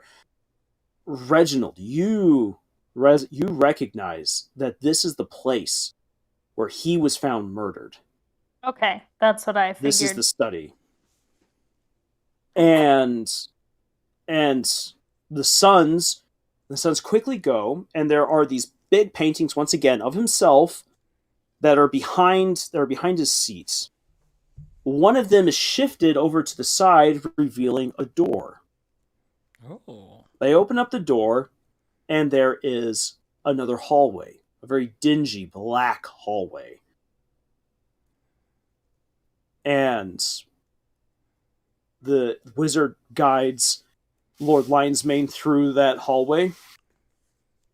And you see that there are 3 separate doors right here. Prison doors. Thick, heavy prison doors. Oh, mama. And in the down, and they go, and Lord Lionsmane kind of like briefly like glances on in. There's a corpse in the very first room. The Like second a fresh room, corpse? it's been rotting there for a little while. Jeez. It smells bad. Ooh. The second room is unoccupied. The third room has a young lady inside. Alive? Alive. Oh, Is it a and lady staring order? with dead eyes up at the ceiling. that's great living conditions. Okay, this is definitely. I'm still sticking with my cult theory. Yeah. So This is sus as hell. at this point, as you guys are like, oh my gosh, what the heck? Like already right off the bat, you guys have just discovered something super disturbing, and something Yes. that Reginald, you had no idea that this was even behind any of these paintings. I am shooketh. You are shooketh. Then here is where I will give you a choice. Give you a choice. You can either meet with this guest, quote unquote, or you can turn back and just be like, "I've met with the guest. This is super messed up. We got to like figure out like what we should now do because this is not okay." Oh man. So those right now are your two choices: meet with the guest, or leave and try to come up with some sort of plan. Oh. Ah. Me as a player wants to meet with the guest, but me as the character, Henrietta, she wants to nope out of there. She's not having a fun time. I feel. Oh boy. I feel like I feel like Reginald would feel super guilty at the fact that this young lady probably died there because that wasn't found 12 years ago. So I feel like I'd want to talk to her. Okay. Okay. So we got one vote for leave, one vote for meet. What are the other votes? And once again, people who are watching, you guys can also chime on in. All right, we've got one vote from Silent Dragon to meet with the guest. Yeah, same here. So it's 2 to You know, 1. facts. I feel like we've come this far. We must meet with the guest. All right. Do it. So we've got Sorry, 4 to 1. Henrietta. Now, what does the doctor say? the I haven't heard guest. yet from the doctor. Oh shoot. Doctor says the guest. Okay. So, for the most part, you guys, so you make the choice reflexively. Lord Linesbane reaches into his pocket and procures a strange circle of keys. Ring of keys, I should say. A ring of keys. And goes and unlocks the door. And you can feel this sense of gloating emanating from Lord Lionsmane I hate him. as he steps on in. And he looks down at her coldly with like this strange little smile. And it's almost hard to tell if the wizard is controlling this or if the guy is now controlling the wizard. It's hard to tell. And at this point, the girl with her dead eyes looks over at Lord Lionsmane and says, "So, tonight's the night, isn't it?" Wait, he Yes. says that? She says that. Oh. Tonight's the night, isn't it? Yes. By Jove, Yes, what does it that mean? Yes, it is. If your mother does everything the way she's supposed to, you will go back to her. I'm a man of my word, after all. And she... Well, And she's and the girl looks back up at the ceiling, and she's just like, "I can't live in a world with men like you. My dear, men like me are the ones who make the world go round. If it wasn't for men like me, well, sure, you might think that you would live in a better society, but really you wouldn't." man is trash. Take him out. Take him out to the dumpster. We should just let him die. I I guess just we're let him not trying die. to save them. We're just trying to Yeah. figure out who killed them. Yeah, let him Yeah. die. Yeah. Let the Let him scumbag I die. didn't kill him. I just didn't save him. I see a distinct difference. I'm not going to there. kill you. That doesn't mean I have to save you. Exactly. So there's a long awkward pause, and so she's like, "Then why are you still here? You have a party to go to." Yes, I do. I just want to make sure that your last night here was comfortable. Have you come up with what you're going to say to your dear mother when you see her again? A single tear runs down the side of her face, and into the dirty sheets that she sleeps on. You see that she's chained there. She's been chained to this bed, Oh, and she says, "Words cannot convey what torment I have had here." I told you all this man was despicable, yet you decided to throw your body into him. The innuendo here. It's Oh, wow. fantastic. Then Lord Linesmane leans over her and is all like, "And that, my dear, is why you were never cut out for the society. You don't value the power of words." I have a feeling this society is rather not a good society. He straightens himself up again, and pulls a bit at his coat, and he says, "Well, the guests will be arriving soon. I trust that you'll keep yourself quiet, as usual. Not that anyone would hear you from this point. But I don't yet trust your mother. Until she hands her story to me, and I realize that it's exactly what she promised me, you aren't going anywhere. So don't even think about whatever it is that's boiling there at the back of your fish eyes." He pulls back and says to his sons, "The first guest should already be arriving. Go, meet them. I'll be there shortly." Oh, so the sons are still there the whole time. Yep, the sons are there. The sons have seen all They're of in this. on it. Zoinks. So he pulls Zoinks, back, Scoo. he locks the door, leaves, puts the painting back into place, and he sits down at his desk, almost like he's sitting at a throne. He's like, you can't tell what's going on in his head, but you can tell that he's thinking. And his fingers from his right hand move in a weird spidey sense.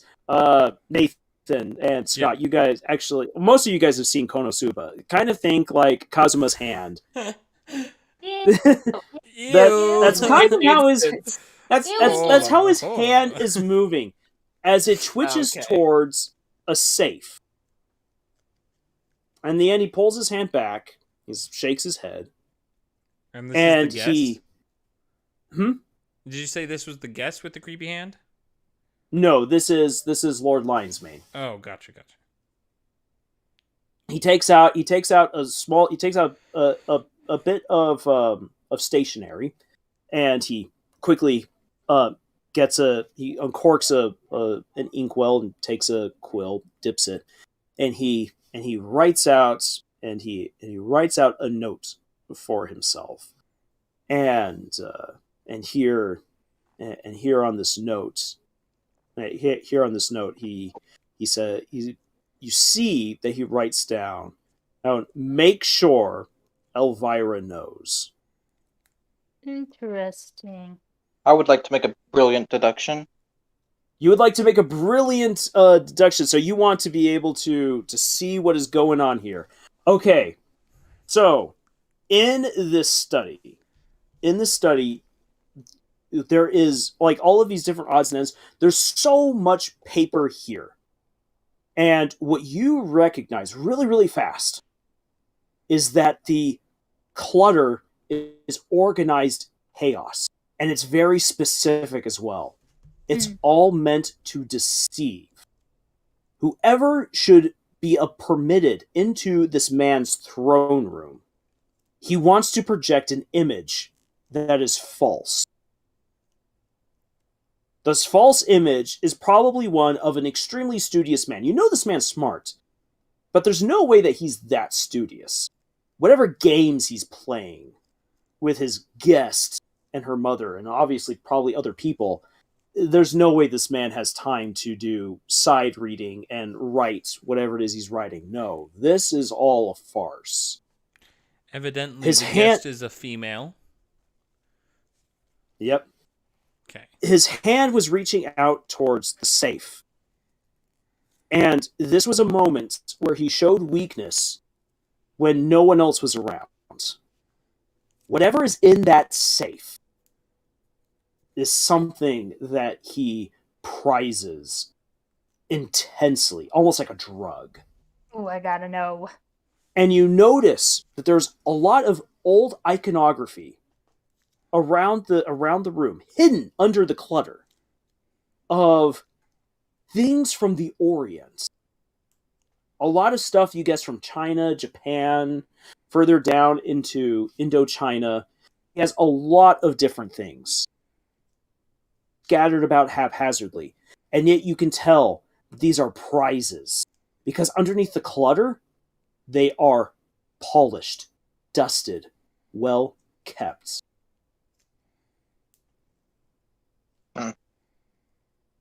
So, I am brilliant, as you can see. Everything that was just described is as is.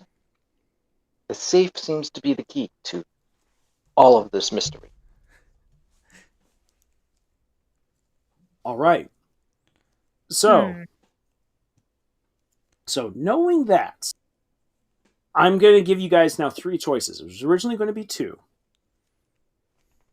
The first choice is find out who Elvira is. Secondly, the second choice would be to follow Lord Lionsmane's sons back to the main hall. The third is now you get a very strong sense that that safe definitely holds something very important. What are you going to do? Are you going to find out who Elvira is, follow Lord Lionmane's sons, or open the safe? I think we should open the safe. But I also think that figuring out who Elvira is going to be important. That's my 2 cents. What are our options again? Your options are to find out who Elvira is, because he's written down a note about make sure Elvira knows. Didn't you already say when, and that was before we went in this thing, that was it? Isn't Elvira his husband? His husband? Not No, not his husband. You guys have already his gotten a clue. wife. Oh. You don't know exactly who Elvira is. Okay. Oh, it's not You've his said wife. the name before. Yeah, the name has come up before. Fart. Say, Henrietta does have information, but that's only if you make that choice. Nate, you know what you must do. Oh, but we have to make that choice. Okay, I vote You have to to know make who that Elvira choice. is. So, find out who Elvira is, follow Lionmane's sons, or open the safe. Uh-huh. So we got 1 vote for Elvira. Or is it 2 votes My for vote Elvira so far? is the safe. I vote for her. So 1 vote for Elvira, 1 vote for the safe. I also vote for the as safe. well. Safe. So 3-1. Twist. I want both.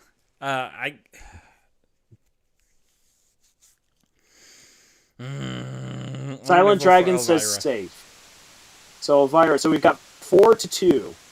And so Okay. far no one else has chimed in. So Safe it the is. safe it is. So Lord Lionsmane. So you guys are like, open that safe. Open that safe. Lord Lionsmane gets up, and he quickly spins the combinations, there on the safe. It's a very, very good safe. Definitely state of the art. He opens it, and inside is a peculiar statue. Or I should say more like a little statuette. So he takes it out and places it at his desk. And he places it in almost in a way that like you can feel like he's done this before. Like he's just like stared in awe at this thing. And this little statuette is rather perplexing. It's you can't tell what it's been carved out of, but the material is definitely black. And it's weird and curvy, almost like some worn stick that rises on up. And what looks to be a woman is blossoming out of the length of this weird twisted stick. And she has one, and her hands are posed in an interesting manner. One hand looks like she should be holding something like a paintbrush or a pen. And the other hand is open as though there should be something there, whether it be a canvas or a book or a piece of parchment that she's about to write on. But she doesn't have the writing implement. And so you see him put this on out there, and he heaves a sigh of contentment and strokes the miniature woman. I don't like that. Stop that! Who's Pumpkin Elvira? patch. That's Elvira.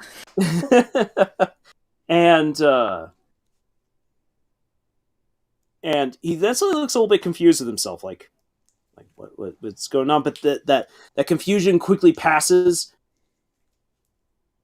as he sits back down his seat, and then says out loud, "Tonight I will take everything from Lady Blackwater. Oh shit! The great houses and the Conchesters will fall into line. No one stand in my way. And it's all thanks to you. You blessed me that night so many years ago. Thank you for opening my eyes. Thank you for freeing me from my parents. Thank you. And thank you for your services once again tonight. I will see to it that you are well sated. And I know that you will reward us in return." I'm so confused. Fucking pardon? That's Made a deal with the devil. Put that thing back where it came from. Or so help me. I feel like we just watched something extremely intimate, and now I'm uncomfortable. Intimate. I don't want it. He carefully takes the statuette and he turns it around so she's facing the door. He didn't smooch it. And he then moves around. He then moves around and he takes a look at the room, glares at the painting behind which his guest is imprisoned, and he passes through the door, closes it, and locks it behind him. And he returns. And the little time has now passed, and guests are now arriving at the manor. And right here, we already have certain people arrive. So, Henrietta, you immediately recognize some of the people who come through. You have good old Lady Whitecastle. Lady Whitecastle was at one point kind of your rival at court. But rather than collecting gossip, she liked to collect people, as it were. What? She liked to bring people into her inner circle and flaunt it about just how popular she was. Oh, that. Oh, for God's Say it. Not on stream. I won't use that foul language. But I am definitely thinking it. Yes. So, definitely thinking of it. You see two young girls who have fallen into her orbit, and you don't recognize them. No one really recognizes them. But you then also see that Lady Ritchie, who is the sister to Lord Lionsmane, is there and is talking with Lady Whitecastle and with the two girls. And as this is happening, as this is all happening, you see that there's actually already some other people who've kind of filtered on in. A young woman comes through the front doors. It looks like she's kind of run to be here, which is impressive because she is wearing quite the elegant black dress, if not a bit scandalous considering its plunging neckline, and everything. And she quickly tears off her shawl and a bonnet, puts it off to the side, and bows to you really quick. And she's like, "Grandfather, I'm so sorry. I was running a little bit late, but I am here." And she Please. says this to who? To you guys, as you are in Lord Lionsmane's body. Okay, that's what I thought. And she's like, please do not let Father pull me to his side tonight. I could not stand that. And this is what he will do to me if he realizes I am late. And Lord Lionsmane pulls her into a very quick hug. It's like the most affection this man will ever show, other than to that statue. So it's like, oh, embrace me. Kind of a thing, like the Voldemort hug. Well done, Draco. He pulls her into like the well done Draco hug, and he's all like, "Don't worry, my dear. Your father will not rule you tonight." Nobody wants that hug. Don't trust him. Yeah. Do I know who this lady is? This is Elvira. Okay, that's what I thought. So Elvira is not his wife; it is his granddaughter. Got it. Elvira He's Lionsmane. sleeping with And his granddaughter? Did Did I say that loud? And yeah, and you know, Henrietta, that she should be the last surviving member of the Lionsmane line. Oh. However, she disappeared a few years ago, and no one knows to where. So, splishless. Okay. Mm-hmm. Yes. And Remind so, me again, what was the note that was left in the study? Make by sure Elvira. Elvira knows. Make sure Elvira knows. Yes, make sure Elvira knows. So there's that little note. You now see Elvira. She is a very beautiful young woman. Long raven hair, perfectly pale. And despite the family that she has, or maybe because of it, she seems to have a cheerier disposition than her than her grandfather and his sons. And she heartily thanks her grandfather, and she then says, "Please make sure that I am informed when the Conchesters arrive." Without waiting for an answer, she pecks him on the cheek and then dashes off.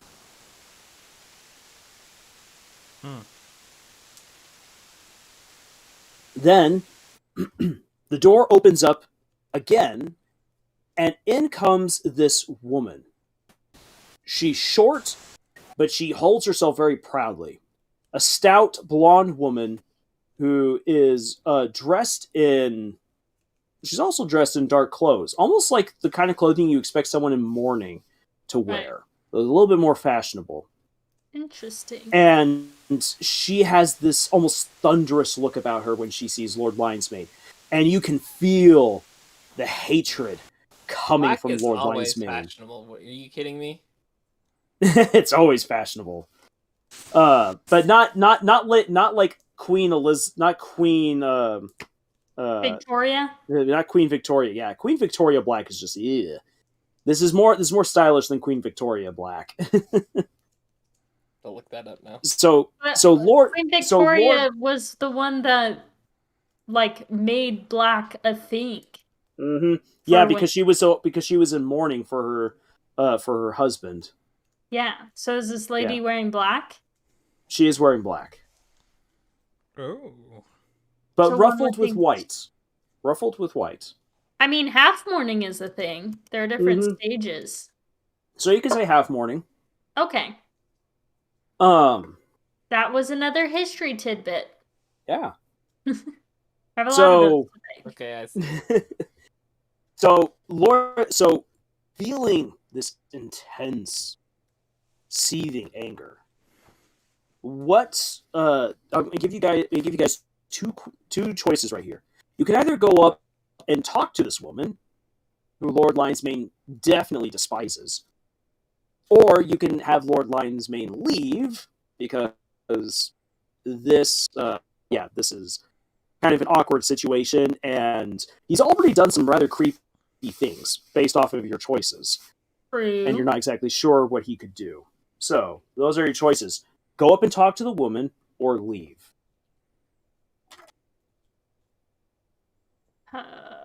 I personally have no desire to listen to this man speak.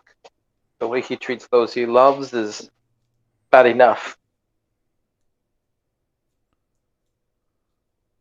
I would agree with this. Definitely noted. This man is despicable. Yes. Oh, absolutely. I'd say leave. Yeah, I think. She better Right, not so be we've important. So we've got Okay. 3 leaves. Let's see here. Silent Dragon says talk to the woman. So we've got 3 leaves. 1 talk to the woman. Nelly and Dr. Vega, what are your votes? Yeah, let's go elsewhere. All right, elsewhere. Well, actually, Okay. say talk to the woman, but I'm already outvoted. All right, yeah. So, with that choice right there, you just leave. And immediately, out of the corner of your eye, if looks could kill, this woman would have already ripped off this man's head and burned his very soul. Well, damn.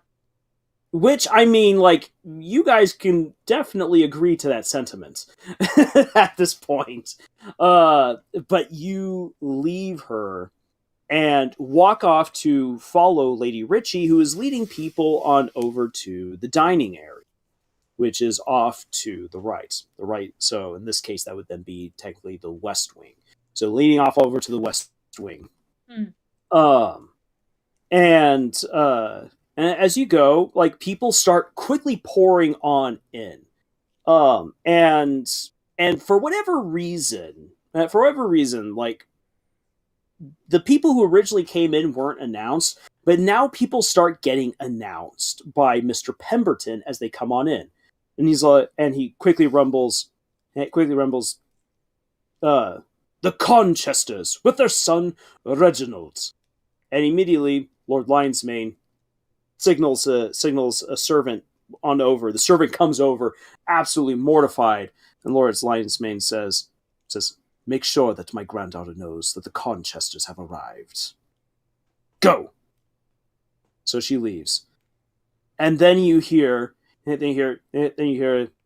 Lord Lawrence Overshire, Ooh.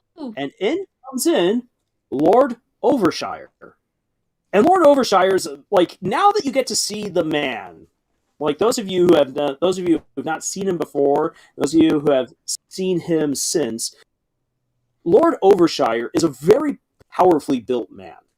Like, he's one of those people who's just born with a stronger body. Mhm. Genes right there. Who comes on in. He's got his hair combed over to the side. Doesn't exactly quite look that great on him. He's got a very proud nose. And he carries himself very, very well.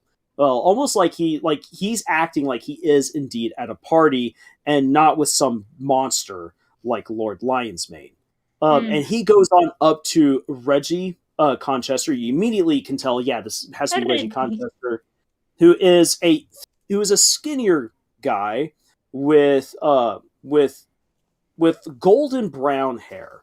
It's very noticeable, and he's dressed in a devil make hair kind of attitude. And these two men have a very hearty handshake, clasp each other's arms. You can tell there's a very, very close friendship between them.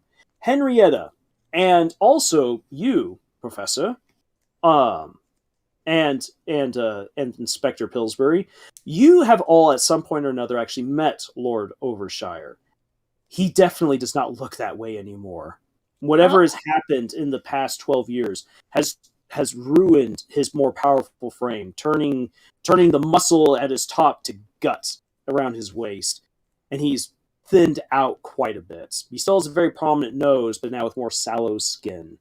So he's aged considerably in the past 12 years. But here he is in his prime. And he's followed by Lord Attenborough, who you would expect looks like a younger version of David Attenborough.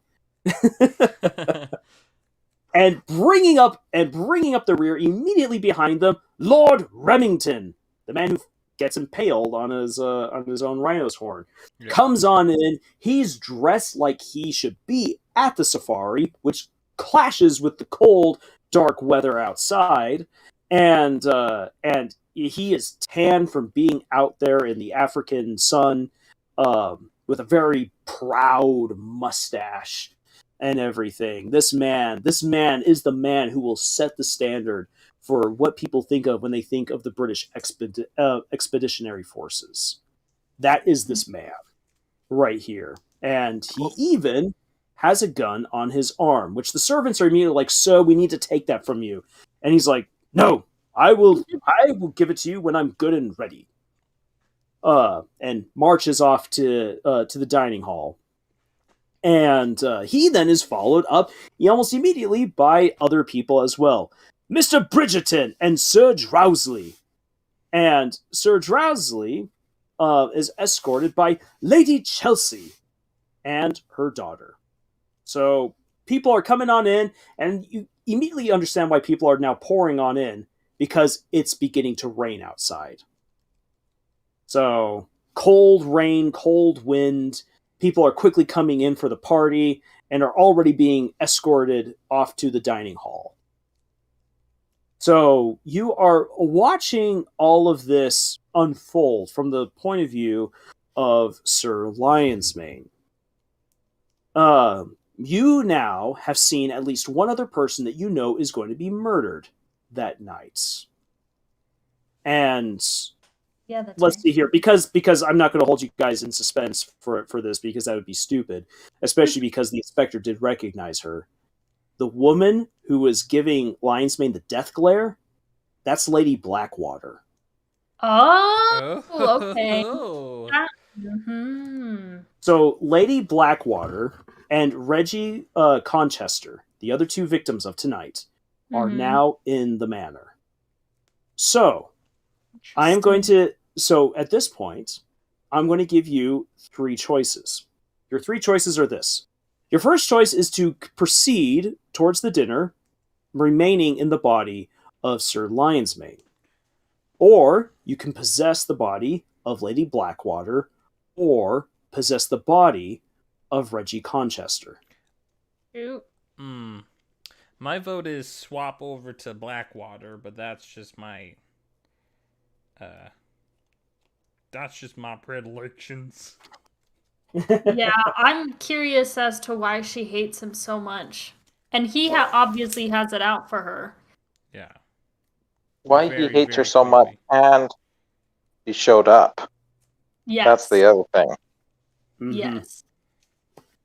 I'm kind of curious more about Reggie Conchester? Reginald. Because I'm there curious. seems to be connected with Elvira there, and we don't have any background on that character yet. That's a good point. There's a connection between him and Elvira. We don't have any background information on him, but man, dang it, Lady Blackwater is furious. He's angry. All right, so Silent Dragon says Lady Blackwater. How many other people say Lady Blackwater? Me. I do. Okay. Yeah, sure. Let's hear some more dark thoughts. I'm still curious about the lady chained up in the dungeon. Same. It's probably Lady Blackwater's daughter, but we'll see. Maybe. That is a fair assumption. All right. So you guys coax the wizard out of Lion Mane's body, and he comes down. He's just all like he takes a hold of one of you, of the professor, and he's just like, Oh, good. "That was awful. Oh my god, being inside that man is awful. Did you feel it? Did you feel how? Oh, please put me in. You want me to go into her's body? Oh my gosh, she hates him so much. Oh, this is going to be lovely." And he just kind of like sinks into Lady Blackwater. Like he's just resigned himself to this. And he goes inside, and immediately, just like with Lord Lionsbane, you get a reverberation of different feelings and sensations. This woman is in utter agony. She is desperate. She is pained. She is distraught. And the only thing that is keeping her going is the fact that she wants to kill Lord Lionsbane. She wants to do something to him. She wants to ruin him. And she's confident that she can do it tonight. Remind me again, Lord Lionsbane. Bad with names tonight. Yeah. Lord Lionsbane, how did he die? He was stabbed, but we He don't was know by he what. was he was stabbed to death. He was stabbed to death with something you don't know what in his study, Okay. in his personal study. See, this is the point in which Henrietta is like, "Excuse me, ladies and gentlemen, I actually have to find the ladies' out room. Otherwise my bowels will explode." And with that, I will be back in a few minutes. Okay. Yeah, that falling sensation, it does wonders to people. So, Can we yes. check? Would it be a special move to check Lady Blackwater? Does she have a big hairpin in her hair, or like, does she Oh. have the knife, a mysterious stabbing implement, like on her body? That At would this be a point? good idea. okay, Go so up to the this will party not like come. that? This will not come at a cost to any of you. To do this, because this is absolutely a thing that you can do now that you're in this person's body. You can so you quickly check her, quickly pat her on down. She has a small purse on her person, so she's dressed really nicely. You can't find any hidden weapons on her. There's a small purse that, when you open it up, you find a bunch of rolled up paper. And she pulls it out, Interesting. and you see that she has written you guys don't, fan fiction isn't really a thing at this point in time in history. It does exist. There definitely is fan fiction. That's how we get Lancelot. But fan fiction isn't a regular thing. This would be what we would consider to be fan fiction, and it's a fan fiction of Lord Lionsmane. What? That praises him and says that he's going to live on for another glorious 6 wealthy, powerful years, and says that his granddaughter will marry the man of her dreams, and that his sons will no longer be a disappointment in his eyes. That the king will bestow even greater honors on him, and all these other wonderful things. It's going to be an amazing 6 years, according to this fan fiction that we've got right here. The poop? And there's then also a pocket watch. A nice silver pocket watch that's in the purse. And some stale cookies have been wrapped into napkins. Yummy. And there are some coins in another little side pocket. But Lady Blackwater doesn't have a whole lot on her. So now that you guys find yourself yummy stale cookies, exactly.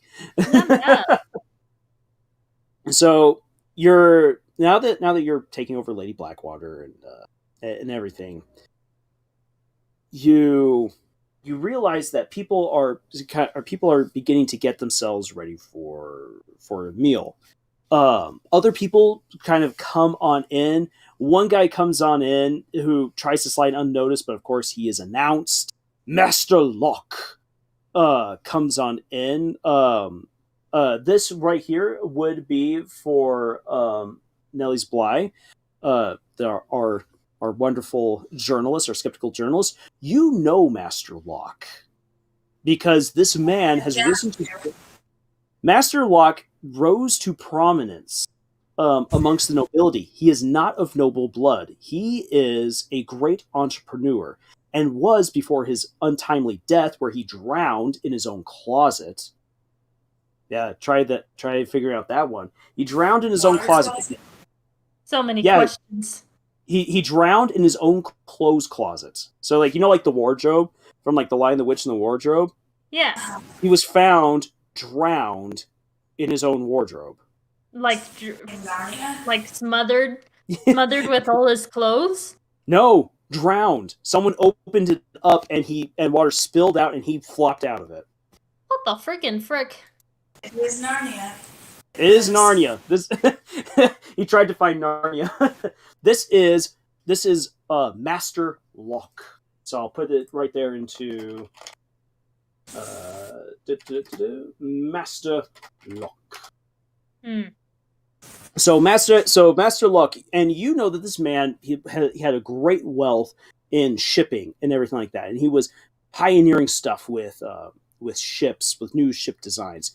He's followed by the great houses, who come in with a lot of fanfare, and they are accompanying Sir Ballad, the guy who will die a brutal death, but after writing his Requiem. And he comes in and he's apologizing to everyone that he's so late. He pulls out a violin and he hurriedly starts playing, and he's shooting very nervous glances over at Lion's Mane, who just kind of rolls his eyes at the young man. So more and more people are beginning to come on in, and finally he just calls everyone. Lord Lion's Mane says, "It's time for us to eat. Proceed." So everyone takes their seats.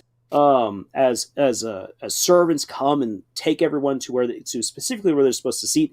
Lady Blackwater is placed towards the very end of the long table, and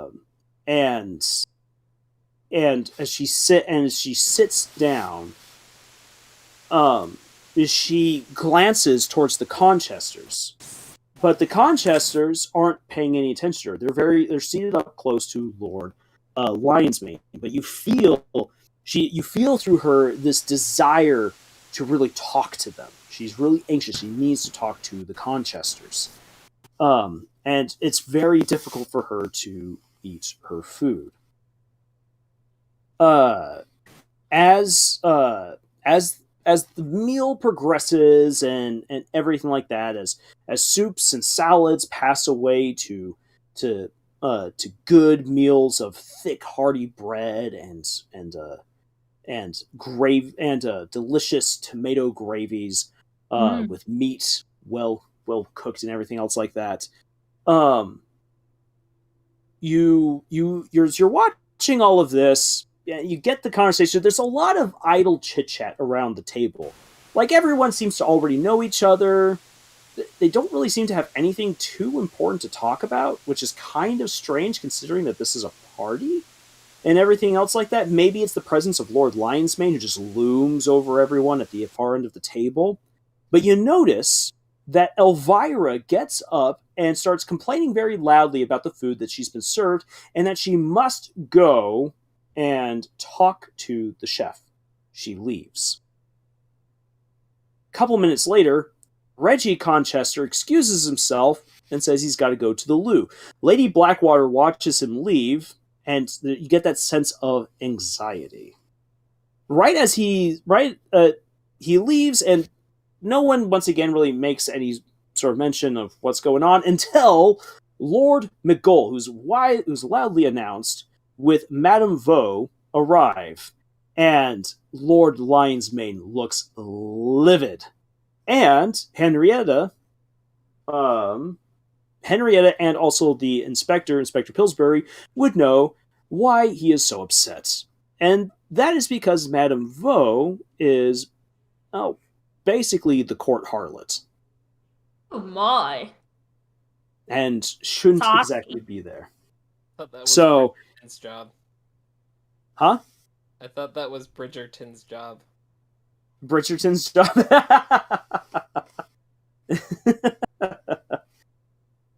So they come on in. There's a whole lot of hubbub. And you feel a mounting anxiety within Lady Blackwater. So here's what you can do. These are choices that you can make. You can use this distraction to slip out and chase after Reggie Conchester. Since, for one thing, you know he's going to die that night. And also, maybe there's something that Lady Blackwater's after inside the house. Who knows? But this would be an excellent opportunity to leave.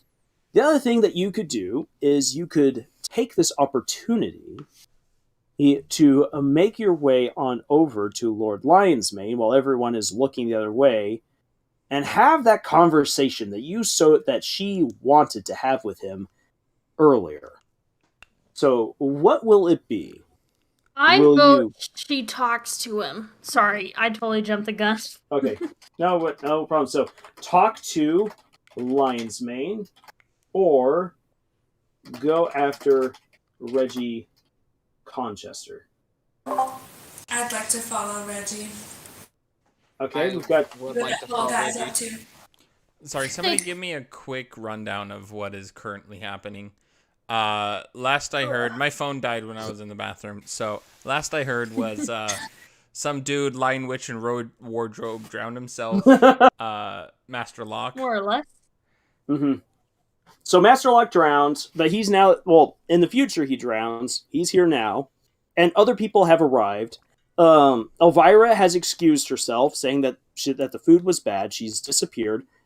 Reggie gets up, saying he needs to go use the loo, leaves, and then Lord McGull comes in with the court harlot, Madame Vaux. And Lionsmane is livid. There's a whole bunch of commotion because of who Lord McGull has just brought in. And this is a perfect opportunity for Lady Blackwater to either exit and go after Reggie, or take the opportunity to go advance up the table and have that conversation with Lord Lionsmane that you didn't have earlier.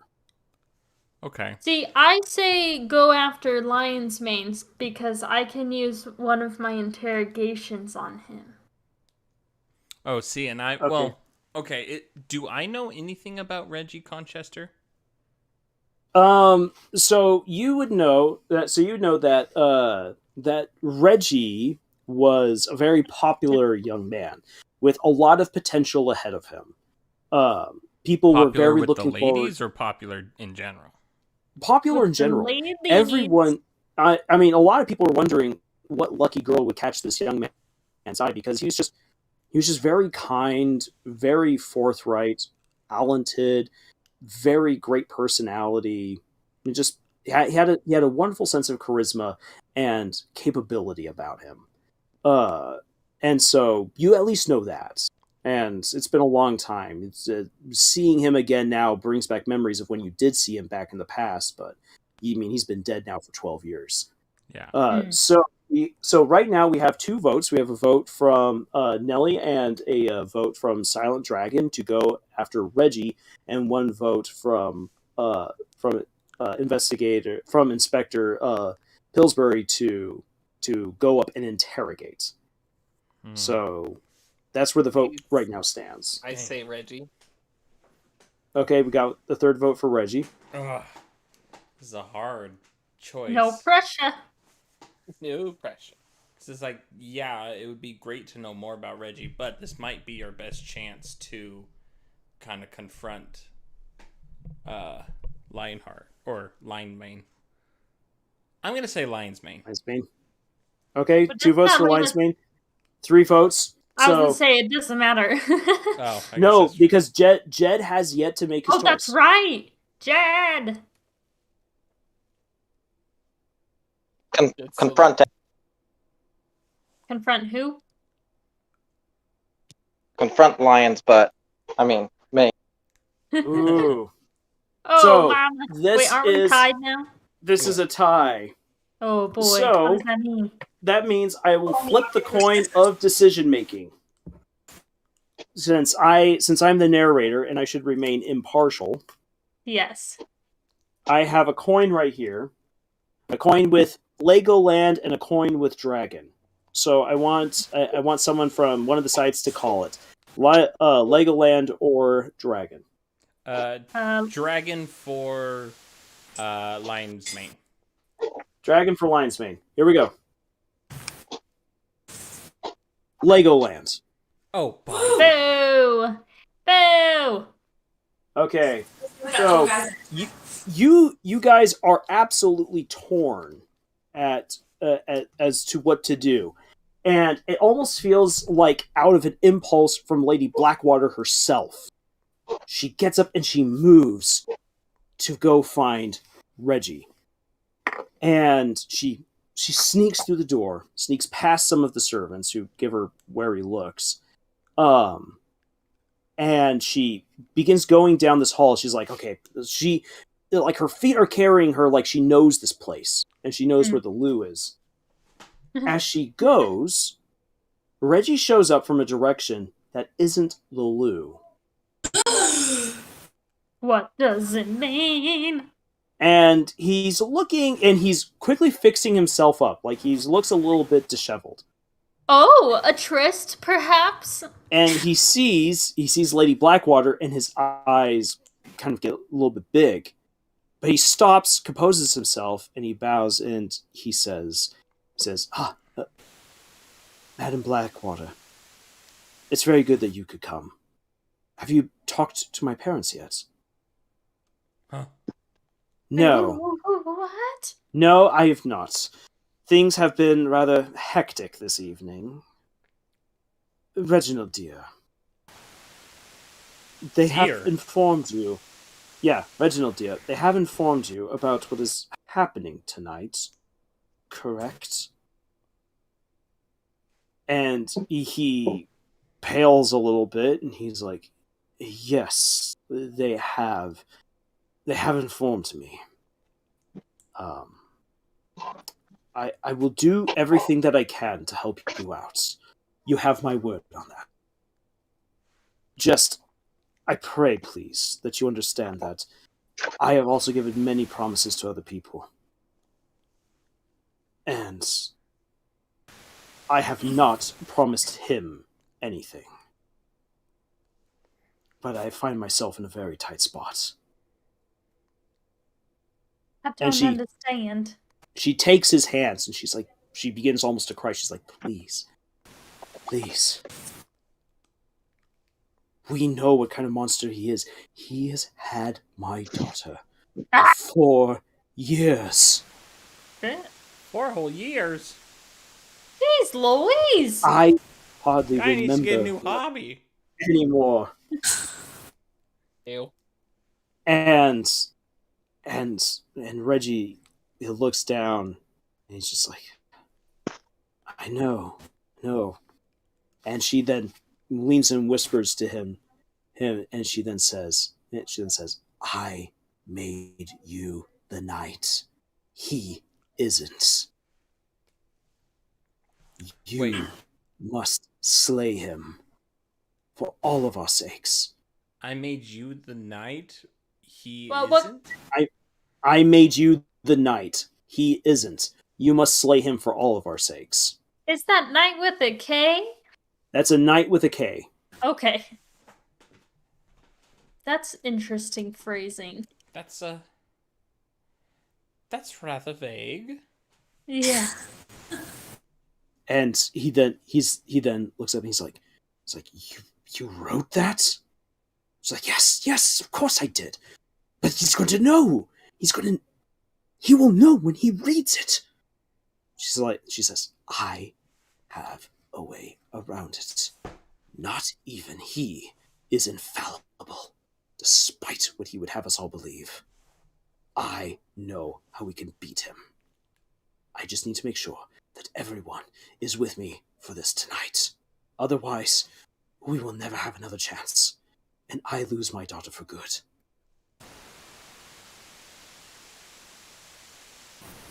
And In the poop. you can just tell, like, he is, like, Reggie's just so drawn. And he then says,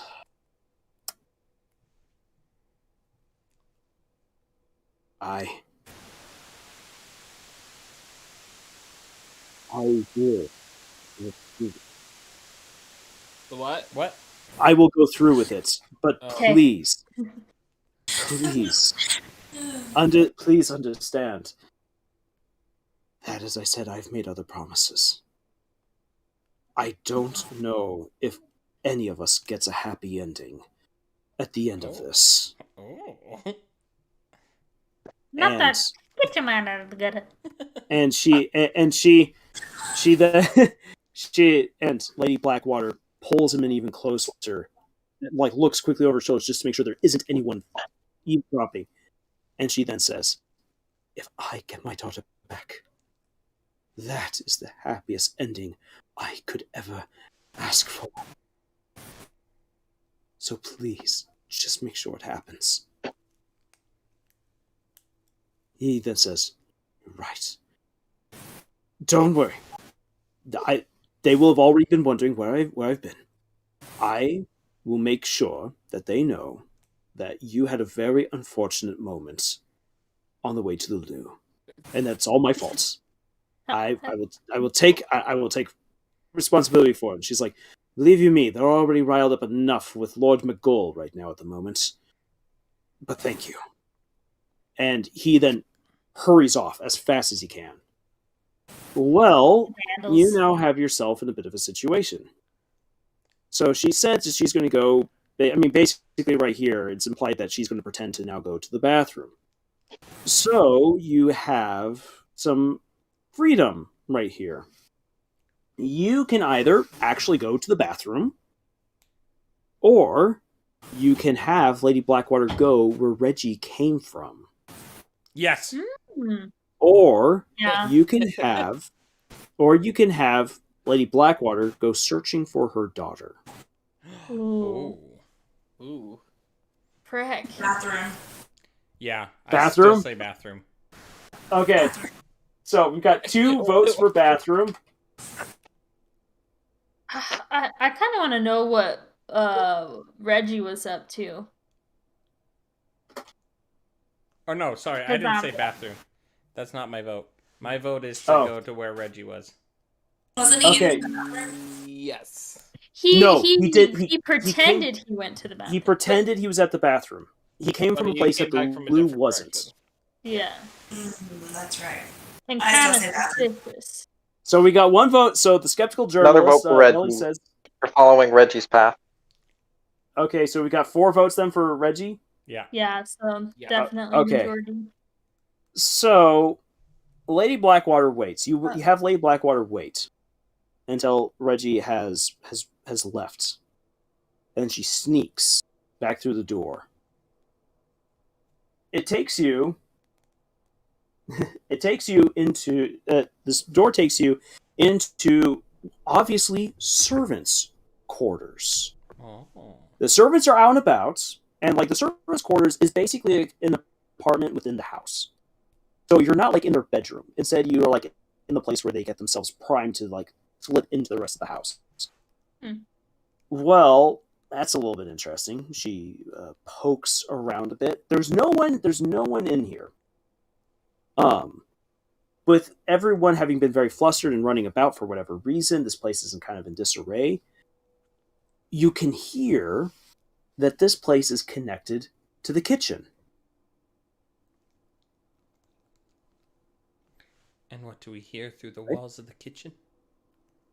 Yeah, you can hear into the kitchen, and people are talking and everything like that. And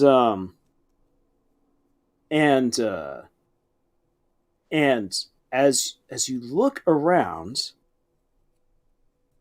you see. So she sees she hears something in a corner. Turns around, and there's Elvira, Oh. who is prettying herself up. Oh yeah, I forgot who she was for a second. Yeah, What's, she's prettying herself up. Remind me, what's Lady Blackwater's feelings towards Elvira? Does she hate her Well, guts as well? Right now, there is anger towards Elvira. Okay. There's a certain amount of anger towards Elvira, not as incinerating as she feels towards Lord Lion's Mane, Naturally. but there's definitely anger there. Not good vibes. And so Elvira looks very shocked, and she's just all like, and she quickly approaches Lady Blackwater. Lady Blackwater takes a reflexive step backwards, and Elvira almost tries to pull her into a hug, and she's just like, please, cannot let anyone know what you've seen right here, or what you're thinking. Please. Seeing her in the kitchen? You're not in the kitchen. You're in the quarters adjacent to the kitchen. Oh. Her and Reggie are definitely boinking. They are boinking hard. That's the takeaway that I'm getting from this. Yeah. So right here, I mean, you guys kind of piecing it together right here. Elvira and Reggie certainly have a thing going on right here. Saucy. And the staff is probably helping them. Oh, sneaking around. Sneaking it's just like, downtown, oh boy, walking fast. Oh boy. And once again, you can feel the anger that Lady Blackwater has towards Elvira. But Elvira is just like, please, do not let anyone know. We've done this all wrong. We've done this all wrong, but we love each other, and we just need to figure out how best to break it to the families. That this is going to happen. I know his parents are going to be over the moon for this, but my family do not like the Conchesters. Well, so what are you going to do? Are you going to assure her that you will keep the secrets? Are you going to go and announce it to the entire party what's going on? Are you going to bargain? Bargain. Definitely bargain. There is something to be gained here. This is my court gossip kicking in. Yeah, baby. Okay, so who wants to give her the promise that she won't speak? Who wants to bargain, and who wants to reveal the affair to everyone? I think bargaining would be good. I go with whatever Nate thinks. Yeah, because Nate could use his thing. Work his Henrietta wonders. So we've got 3 bargains. Anyone else going to tip the scale to pure bargaining? Yeah, bargain. Okay. And so you want do you want to use one of your skills? Yeah, let's do it. Okay. So, so let's see here. You can read people. Yeah. All right. So, uh, so let's see here.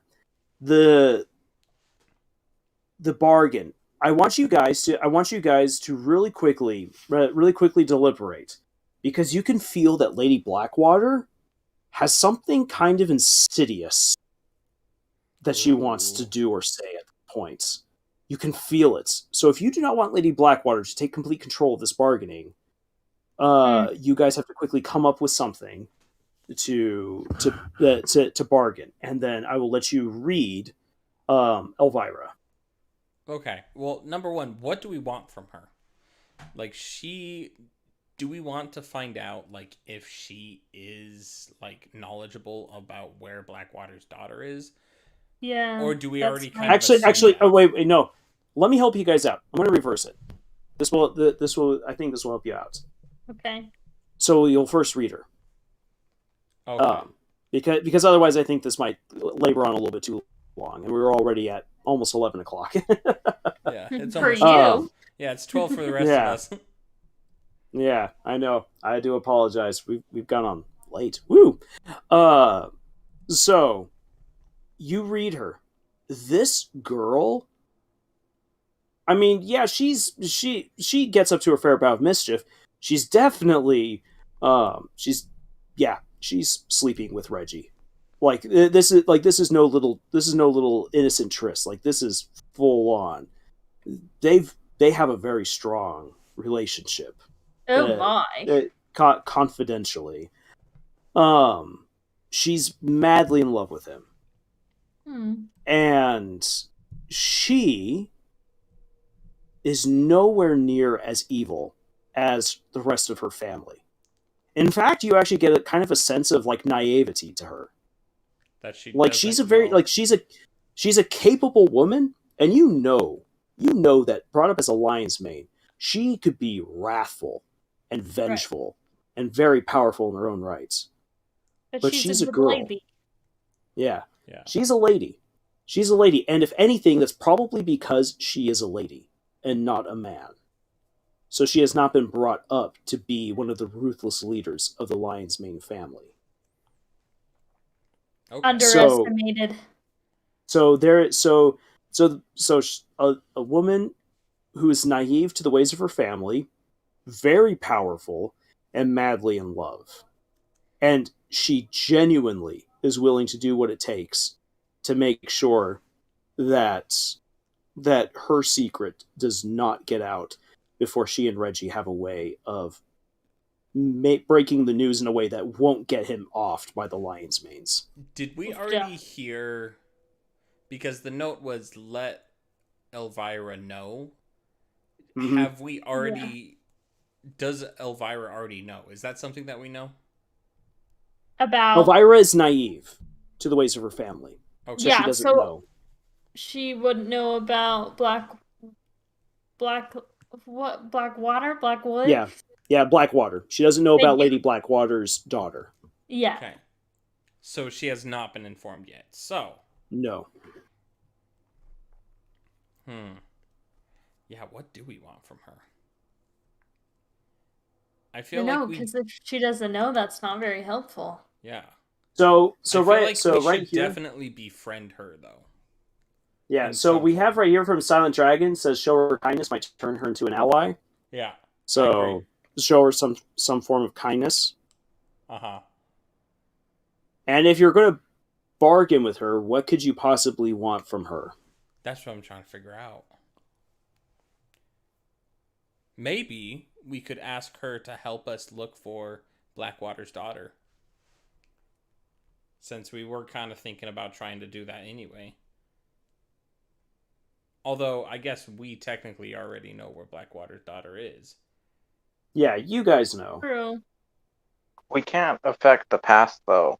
You know, like we're living as like a alternative reality ghost. So like, despite our intention to save the daughter, like it doesn't really help us.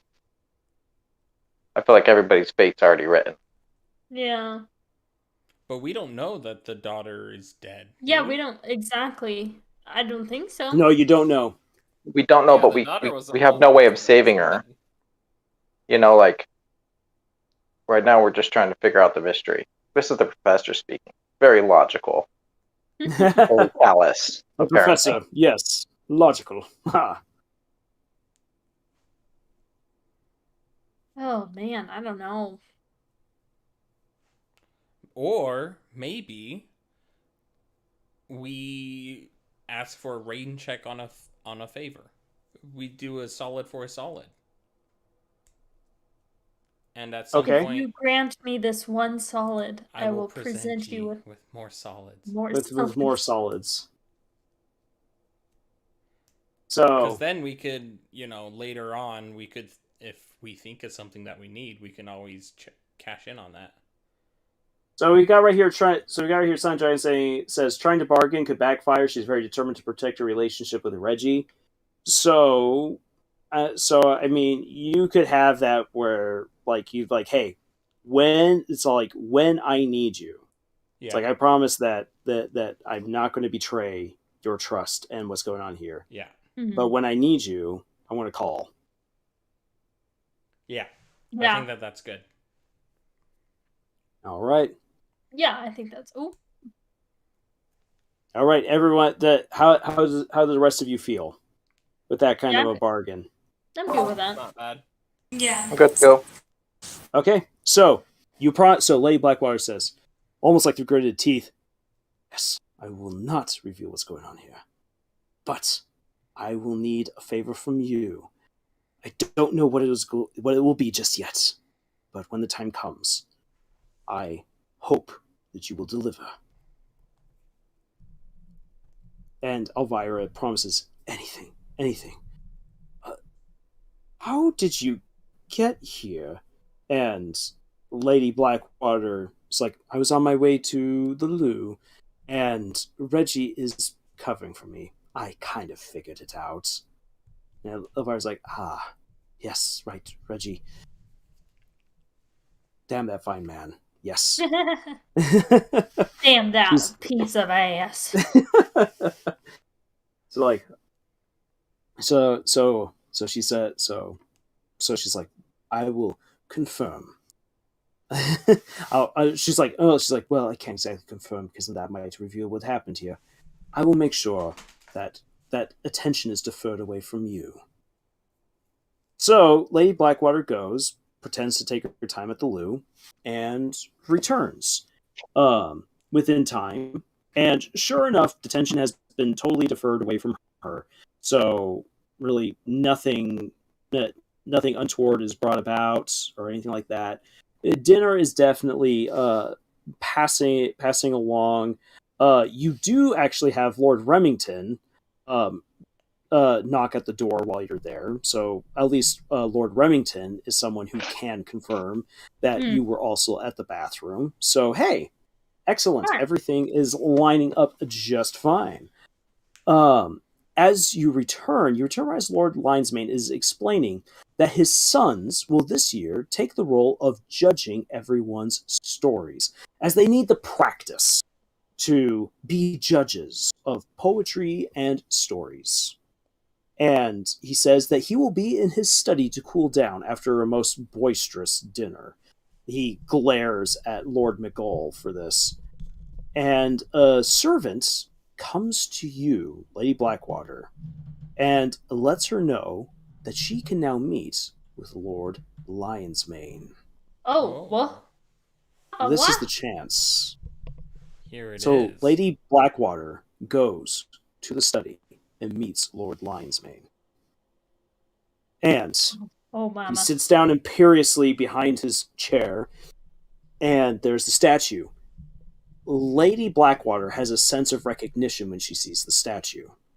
And this mama. is something that she has pinned her hopes on, is this statue.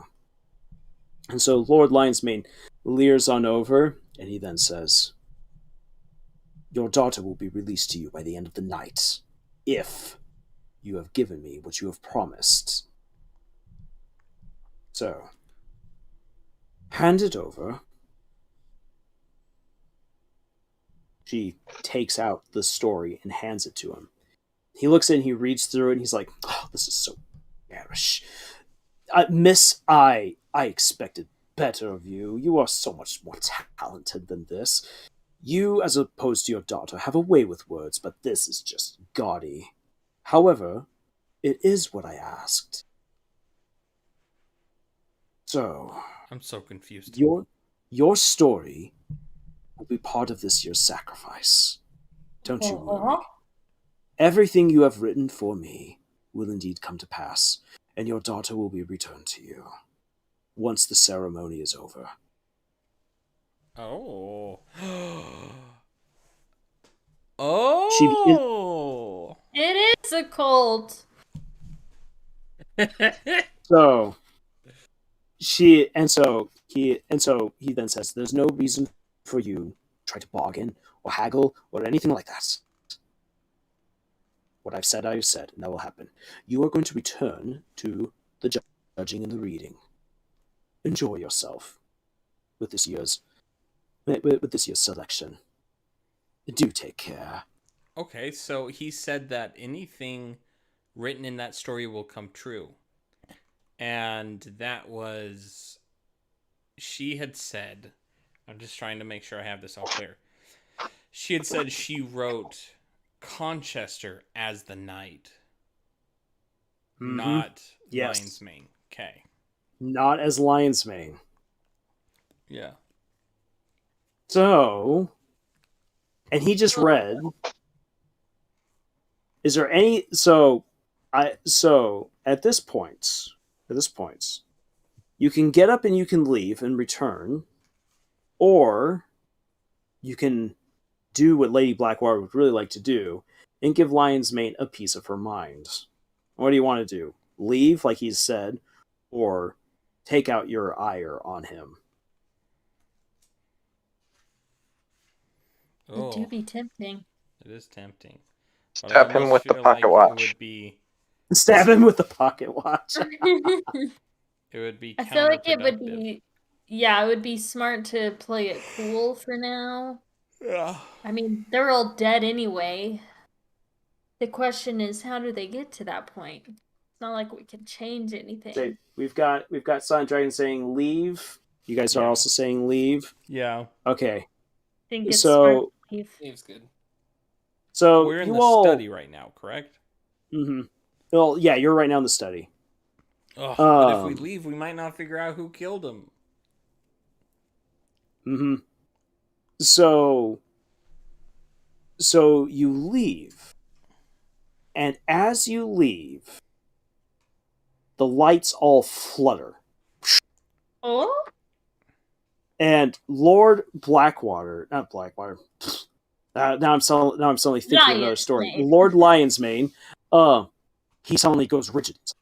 Ah, ah. Wah. He's like, Wah. and suddenly he's like, "Madam, did you just see that?" And Lady Blackwater's like, "Yes, I did." What do we see? He quickly looks back through the story. He's like glaring at you. Holds it up.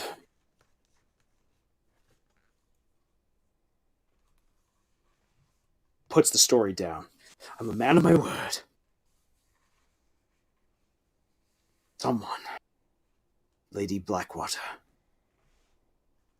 you will ensure that everything goes according to plan tonight. No one, and I repeat, no one, is going to misuse my power.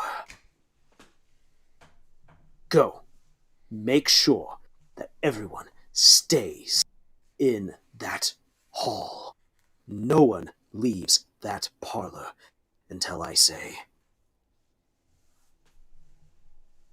So, Well, Lady free. Blackwater goes. As she leaves, and as you leave with her, the house feels darker than it did before. Oh, and this parlor is where Conchester, Reginald So Conchester died. so you leave, We're getting and when there. you get to the parlor, well, already, it's clear that two people are missing. Mhm. Elvira and Reggie. Oh. Not what I was expecting. Oh, okay. So, Sus. well, Lady Blackwater is still not too happy about this. But a promise is a promise. And she has a better reason to uphold her promise with Elvira than she does with Lord Lionsmane. Right. And so she does not bother to go and find them. The lights begin to sputter in the room.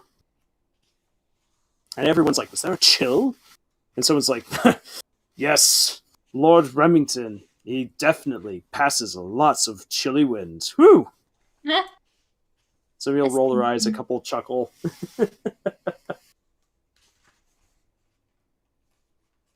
The place begins to feel even darker now. And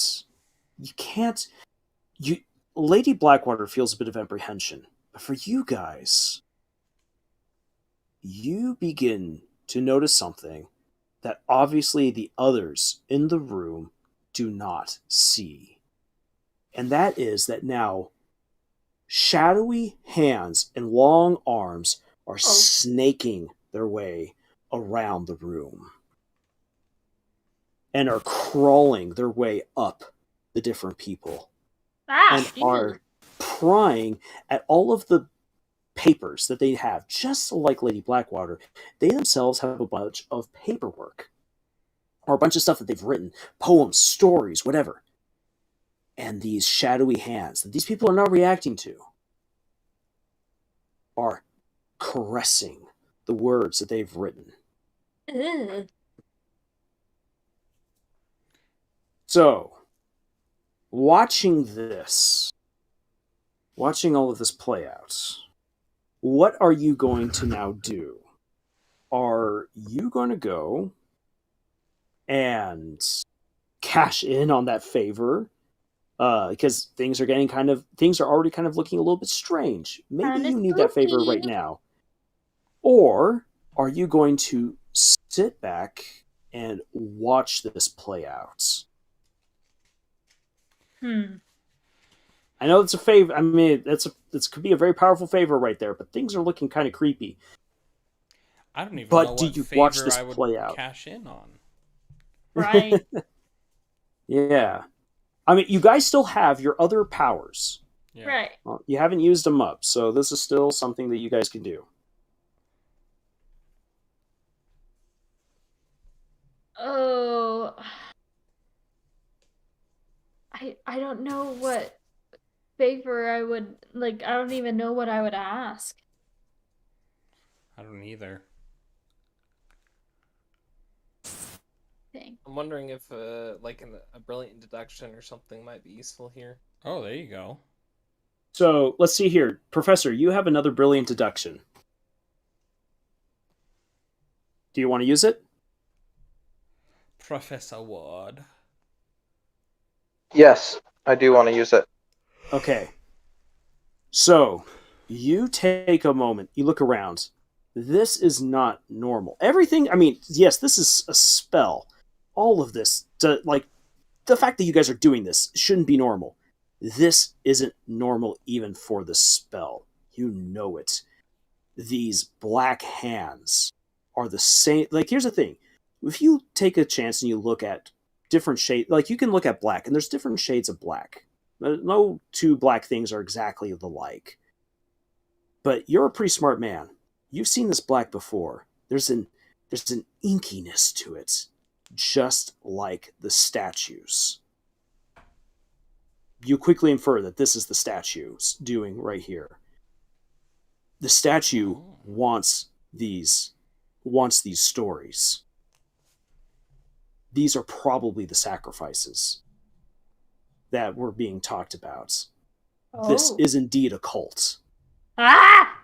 But a cult that sacrifices stories? I don't care, man. I just like being right. So that seems really strange. Well, there's really only one more thing left to do. You pull on out the wizard. He's like, "Are we jumping to another body?" And you're all like, "Does this look normal?" He's like, "No." He's like, he then quickly says, "Look. The spell that we're using right now requires a lot of special energy from the dead. This could very well be the power of deceased individuals. I have never seen or heard of anything like this before. Some of the powers that have pushed you along, that have allowed these people to speak beyond what you have dictated. That is the power of the dead. That could very well be what we are seeing right here." And you know instantly, that's rubbish. Oh. These hands belong to the statue. So is the wizard lying? You can Can I read the wizard? someone can either read him or interrogate him. I'll read them. Ooh. I was gonna say I could interrogate. Read Do you or have- interrogate. Do you have a reading left, Nate?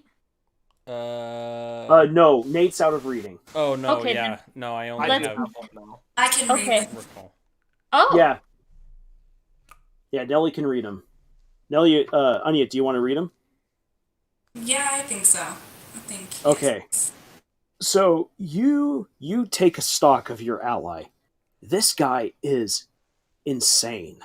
He's excited by what is going on here. He has no idea what's happening. He is genuinely excited. And Man's crazy. this is not good. The spell has gotten away from him.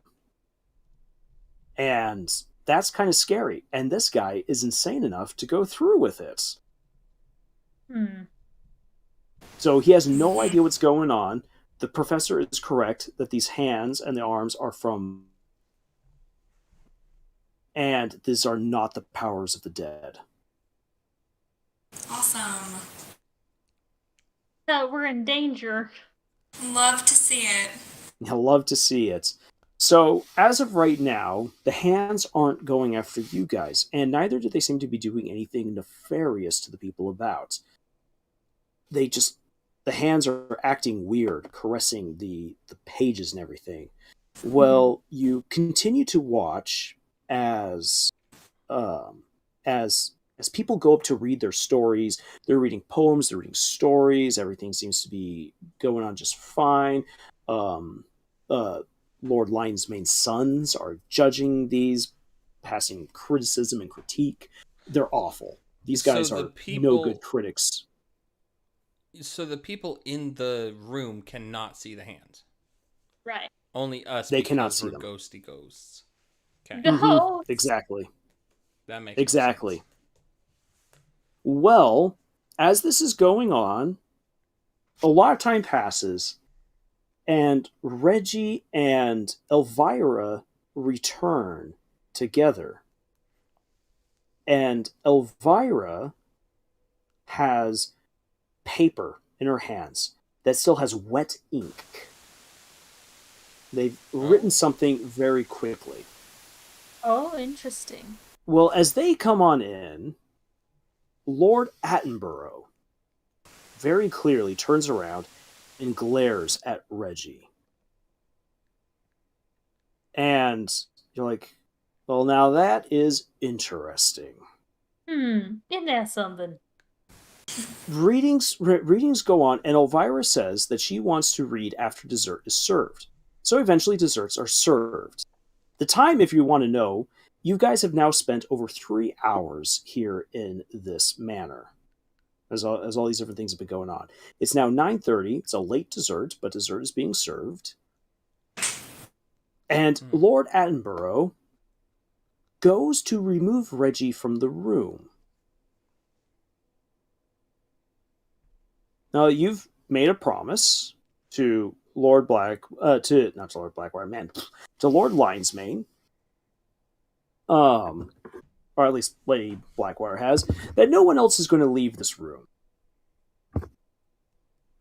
So, are you going to... Are we still in Lady Blackwater's body? I thought we pulled. You are still in Lady Blackwater's body. Okay. So, you guys have a couple of options right here. You guys can either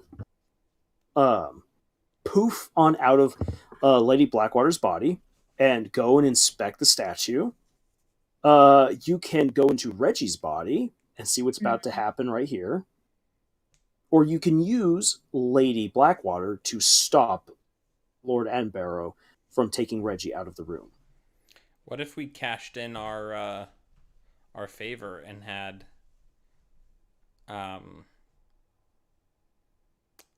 not Ava, that's not her name. Elvira, thank you. We had Elvira distract so that we could go explore or go check out the statue. As Lady Blackwater? Yeah. So you guys want her to create a distraction. And you guys will then, as Lady Blackwater, return to the room. Well, that's just a thought.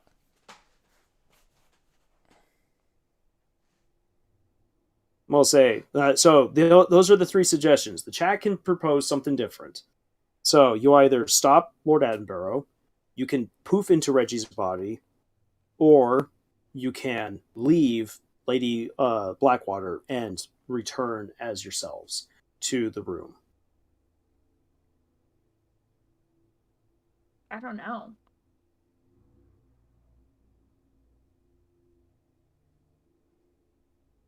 I need more information. Soundtrack says you need more information. I say take over Reggie's body. Yeah, we haven't been in Reggie yet. Okay. Reginald. Reggie. Let me in that sweet flesh bag of yours. That's a sweet meat suit. Okay. There's a lot of humans that can fit in this. So we've got so far 2 good votes for Reggie. Can we try to reason with Lord Attenborough? Ask what's going on is what Silent Dragon says. Potentially, as Lady Blackwater, if you want to dissuade him, you can ask him what's going on. So 2 votes for Reggie, 1 vote so far to block Attenborough.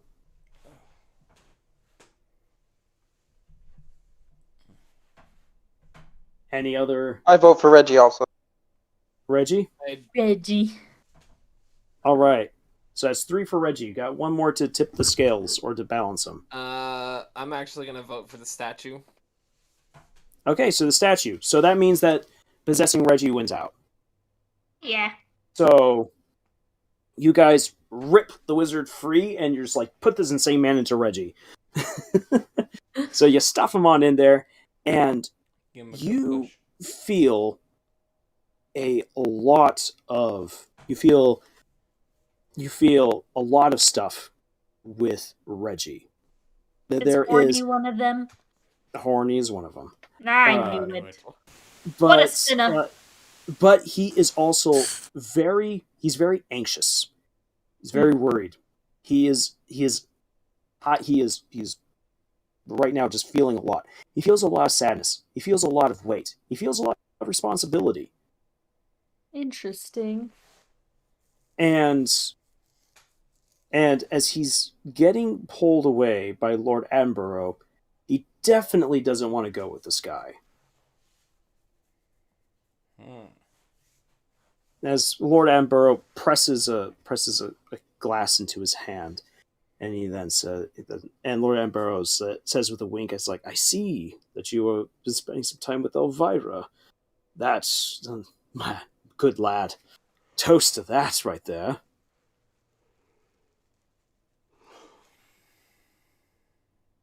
Punch him in the face. Huh? I said punch him in the face. Do you accept the toast or not? I would not. I wouldn't. No. So you guys make sure that Reggie does not drink this cup. And Attenborough looks angry. Are you going to deny me this toast to your good health, to your good fortune, my good sir? Better believe it. Reggie's like, yeah, you better believe it. You bet your sweet ass. And he looks down and he says, "This night is already going to be a dangerous night." Oh, And boy, toasting with a man like you, who's been watching Elvira too long, good sir, too long. No, I will not accept your drink. Places it off to the side. The lights flicker again, casting a very eerie glow on Attenborough. You see that the hands are now kind of crisscrossing him as he's just like, you will not have her. And he starts patting himself down like he's going to like try to find something. And Reggie recognizes what's coming, and so he just pops him right there in the face. Yeah, And brother. right there in the center of the nose, and Attenborough drops. And suddenly the lights flicker even more, and the hands now twist and visibly pierce, dig into Lord Attenborough, and he is dragged down the hallway and into darkness. And Reggie's just like falls on his rear in absolute shock of what he's just seen. And then as the hands start sliding now for him, he doesn't see them. He's just looking at what just happened to the man he punched.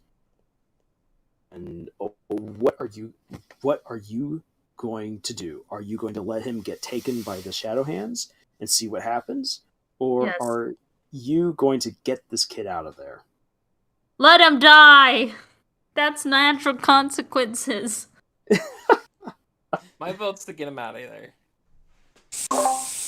Yeah, I'll save them. So we've got Silent My Dragon says choices are French. no longer the inspectors, they're just Camille being chaotic. Camille being chaotic. Yeah. So we've got two. We have two for sure votes about get out of there. Silent Dragon points out that strange Lord Attenborough was not one of the people who was on the list to be murdered. Yes. Let him die. Let Reggie die? Well, I'm pretty sure. No, we not just Reggie. Changed the past.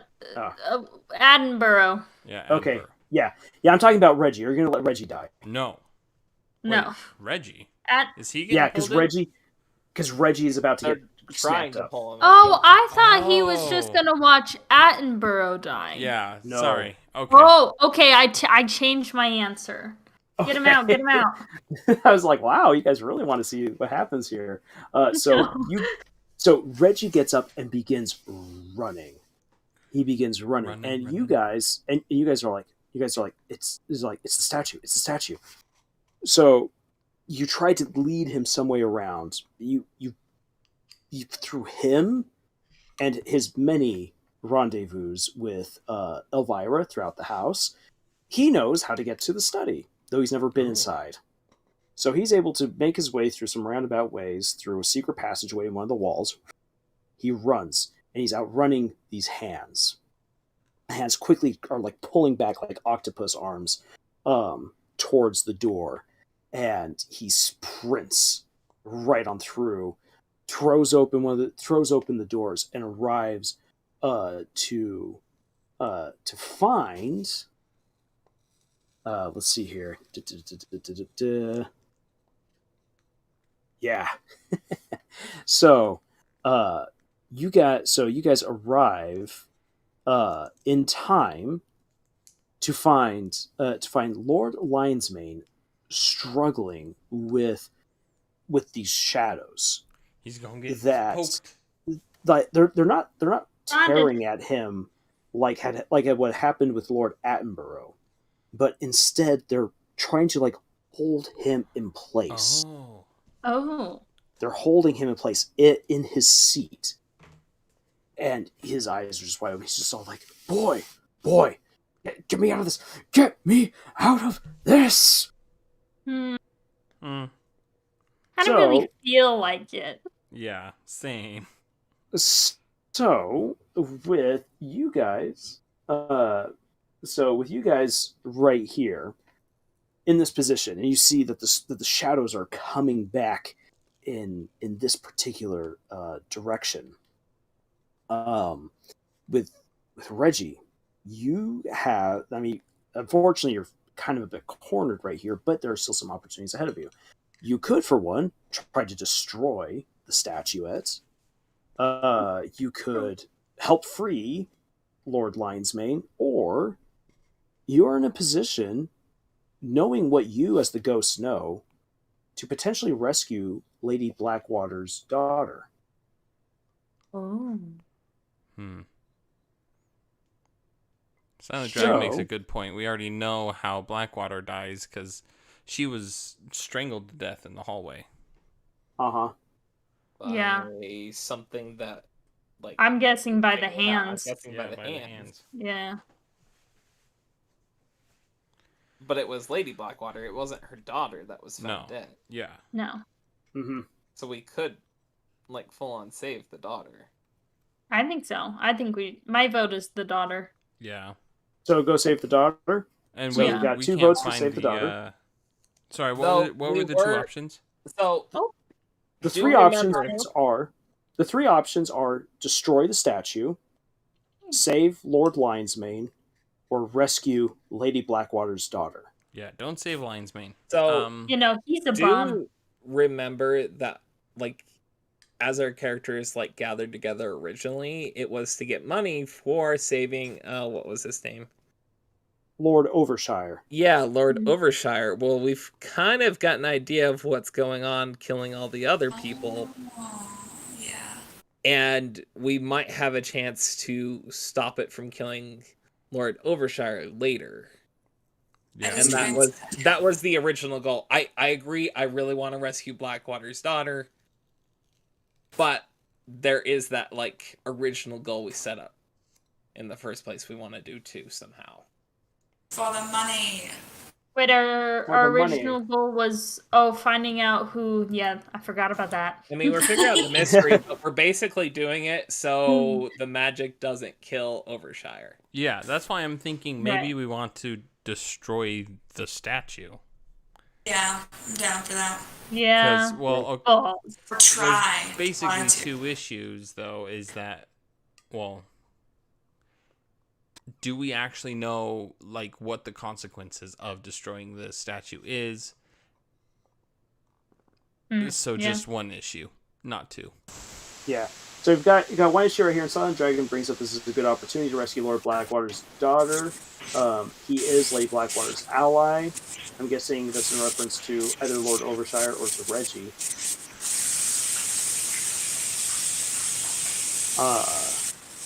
So what are you guys feeling? I know it's a pretty big decision. We are at the night. We destroy the statue. Destroy the statue? Yeah, I think we I'm destroy still leaning towards that. Okay. Although I do want to save Blackwater's daughter. Blackwater, as I've been referring to her in my brain. Yeah. But Scoot does bring up a Reggie good point. is the ally, yeah. So I'm hearing how many votes for destroy the statue? Me. That's 3. I'm voting for Blackwater's daughter. I know it's voting for Blackwater's daughter. I know it's probably not the right one, but it's what my heart says. Okay. Oh, we still need to cash in on that favor. Silent Dragon says use the favor to rescue the daughter. Yeah. Could do that. Unless destroying the statue kills everybody, then true. Like, but if we're in Reggie's body, would we even know about Blackwood's daughter? a black. We as the ghost do, no, and we can Oh, kind so of do. we'd just be directing his meat suit. Yeah. Exactly. Okay. Okay. So, but is destroying the statue going to cause the curse to? We honestly don't know what the consequences of destroying the statue would be, but we also realize all of the power and like the hands and whatnot. Yeah. All the bad juju that's going on right now is from the statue. There's so much bad juju. So Sanjay asked if I indicated that destroying the statue would save Lion's Mane. It could. I haven't indicated that. It's a potential possibility. Where's the nearest volcano, and can we take the eagles to get to that volcano? If not this how were this that kind of a works. story, yes. That's not how any of Can this we works. break We the need some statue hobble. over Lion's Mane's head so we can kill him and destroy the statue at the same time? You could try. I mean, I'm not against I'll it. give you that. You could try. Can I You could try try and to- sneak attack damage it? It has a spine. We are the knight. Yeah, you are the knight. Reggie is the knight. Wasn't there something to do with the dragon, or was that just my imagination? Potentially. Yeah, do we? You guys can't see the big smile that's right now on my face. What a wascally wabbit. I need to know. I want to know what is written in that fan fiction.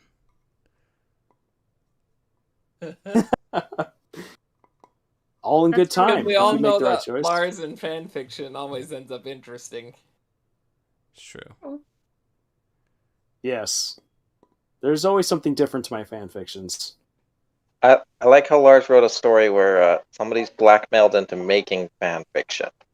Like, That's probably a first. Wait? Actually, Jed is 100% correct. Is A lady was black. Lion's Mane is just Bob, isn't it? No. Bob is. I mean, Bob has actually done a whole lot of sick things, but I think Bob would not stand for Lion's Mane. Good. He's trash. Good. Yeah. Hate that guy.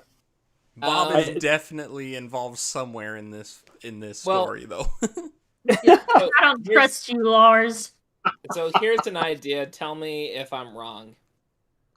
But because we're outside of where the main party is, wasn't that part of the agreement with Lady Blackwater and Lion's Mane? What if he goes back on the agreement later and we're not able to save the daughter? True, but then you also still. I mean, I will for. Now, I'm not going to play devil's advocate. That's up to you guys. Yes, that is indeed a possibility. Let's just destroy the statue. Yeah. Okay. We'll worry about the consequences later. Yeah. So Shit's I've gonna got hit two- the fan at us up. I've got- That's I've a got 2 future votes. Henrietta issue. Yeah. if we destroy the statue, we could technically then, assuming we survive, we could continue, and we're able to overpower the other guy. We could continue on and save the daughter right afterwards. Might And be. we are in the study. Yeah. Yes. And there's Yeah. This possibility that destroying the alternative- statue will also save Overthinker. What was his name? Overture. Overshire. Yeah. That's what it was. Uh-huh. No, here's the thing though. We Yeah. wait. I had something funny to say, but I lost it. We Welcome to we my destroy the statue. We can. You were So you can supposed Oh also to no, no! destroy I the was statue. thinking to say we could worship the statue too. That is also an Ah. option. No, Jed, please. So we have right here. So Sanjay says, go for Blackwater's daughter. So that's 1 vote for save Blackwater's daughter because Lady Blackwater did say that she wrote Reggie as the knight. Oh. I mean, oh. my vote's still kind of there. Oh. I shoot. see. So Oh, the I knight in see. shining armor saving the The princess. lady. From her dungeon castle tower. Or the knight. What's the deal with the dragon again? It's like, I I don't know. I will. Okay, I'll say as far as the dragon goes, the dragon is Lord Lion's Mane. I figured as Oh. much. I knew it. Aha! Okay. So we must Let slay him the die. dragon. Yes. So Oh, say I don't know. so go to save the princess by running off and let the dragon deal with whatever's happening to the dragon, or slay the dragon, save the princess, or fight whatever is restraining the dragon.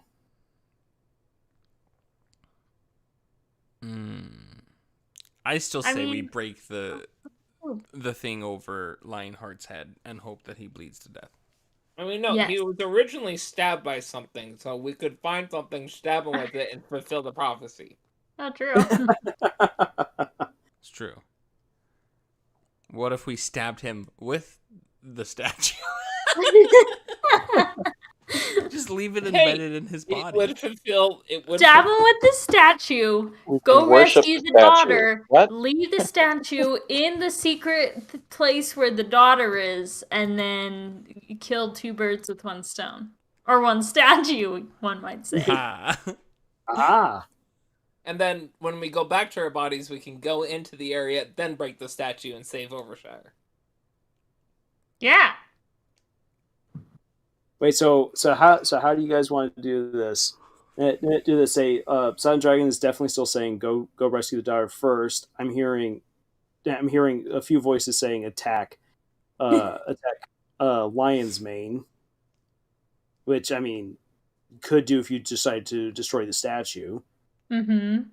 So it still comes down to it: destroy the statue, help Lion's Mane, which none of you guys are going to do. So it's either destroy the statue or save the daughter. I mean, when you make a character that unlikable, of course we're not going to help him. Yeah, what did you expect, Lars? Hey, there are people who would try to save him. Well, Yeah, there would be. That's like half of my students. Half of my students would I'm- save him just to save the scumbag. well, they're Yeah, young and dumb. What do they know? Yeah. I'm still worried about the daughter after, like, hearing about her condition earlier, and I'm not sure what, like, all the magic or whatnot's doing to her. I'm worried she's running out of time.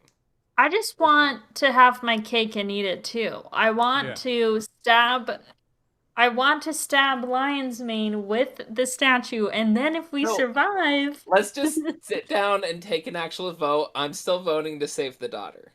Yeah. Okay. vote- Yeah. Who wants to save the daughter first? Say Silent Dragon and Scott. Who else?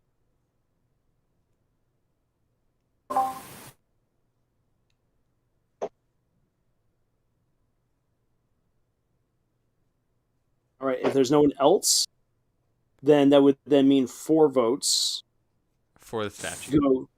go towards the statue. Yes. yes. Mm-hmm. All right. Hope I don't regret this. Well, So- we probably will, but so- that's the name of the that's game, fine. baby. You guys I like the idea of breaking it over his head. You guys go and you take the statue. Reggie winds on up to just shatter this thing over that decrepit man's skull. And right as Reggie goes to do it, you hear a voice shout from all around you, "No!" Do it. And Reggie pauses against your will because he recognizes this voice. But you guys are like, no, do it. And you then hear it again, "No, don't! I need that!" And then the shadows coalesce into a hand that grabs the statue. Of course.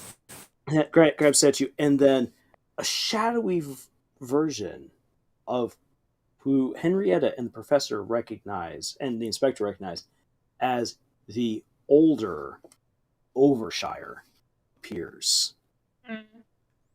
Oh. Is that the one who hired us? Yeah. Yeah. Yes.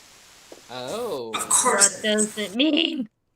We're in danger. That's what it means. I think we missed our chance to save I'm the in daughter. danger. I'm worried. Son of a. So he he's heaving. He's just like, no, please, I need this. Not if you want to live. Sir? If you keep that, you are definitely. So Henrietta, you're like not if you want to live. He's like, I need this to live. Oh, I'm so confused. This, please, Reggie, I can just get. And the shadows start climbing up Reggie. I can just kill that damned wizard. Then I can take control of the spell. You will be alive. I will be alive. Give it to me. Sus. Sus. Sus. Yes. Definitely scared. not. Sus. That man came straight from the vents. Very much, very much sus. Anyone want to use any of their special abilities right now before I hurl out? Final insight. It's almost midnight. Yeah, it's almost midnight. Final we're getting close. or brilliant deduction. Yeah. Now you want to use brilliant deduction? Your last one? All right. So reading the room, so you're like, okay, this is obviously a cult. This statue is the source of whatever it is that they've been worshiping or what have you. Sacrifices, stories. Overshire was part of this. A fan fiction about Lord Lionsmane, giving him all of this stuff. Overshire wants the statue so he can, with some kind of story, grant himself life.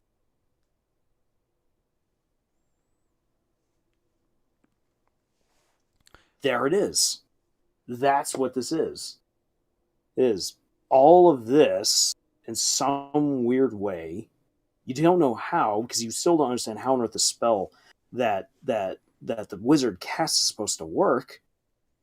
But Overshire has been after this statue the whole time. It was the only way. Then is your one conclusion. So, I'm trying not to have a stroke right now. So,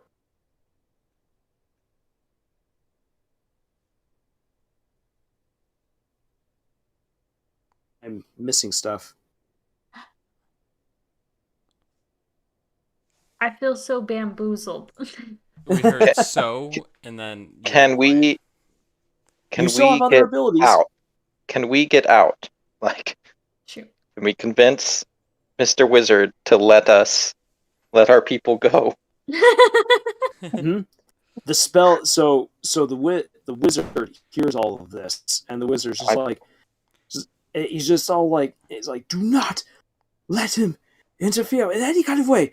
Wait, and the spell can only end when the final murder would be committed. I start murdering people. Oh. when you win. I'm not exactly sure if any of our abilities could Actually help us. Well, I can recall information about them, but I don't know if that would be of any use. Like, the only thing I'm thinking of that I can do is like, oh, I could try to heal the wizard and maybe give him some strength. I mean, might as well at this point.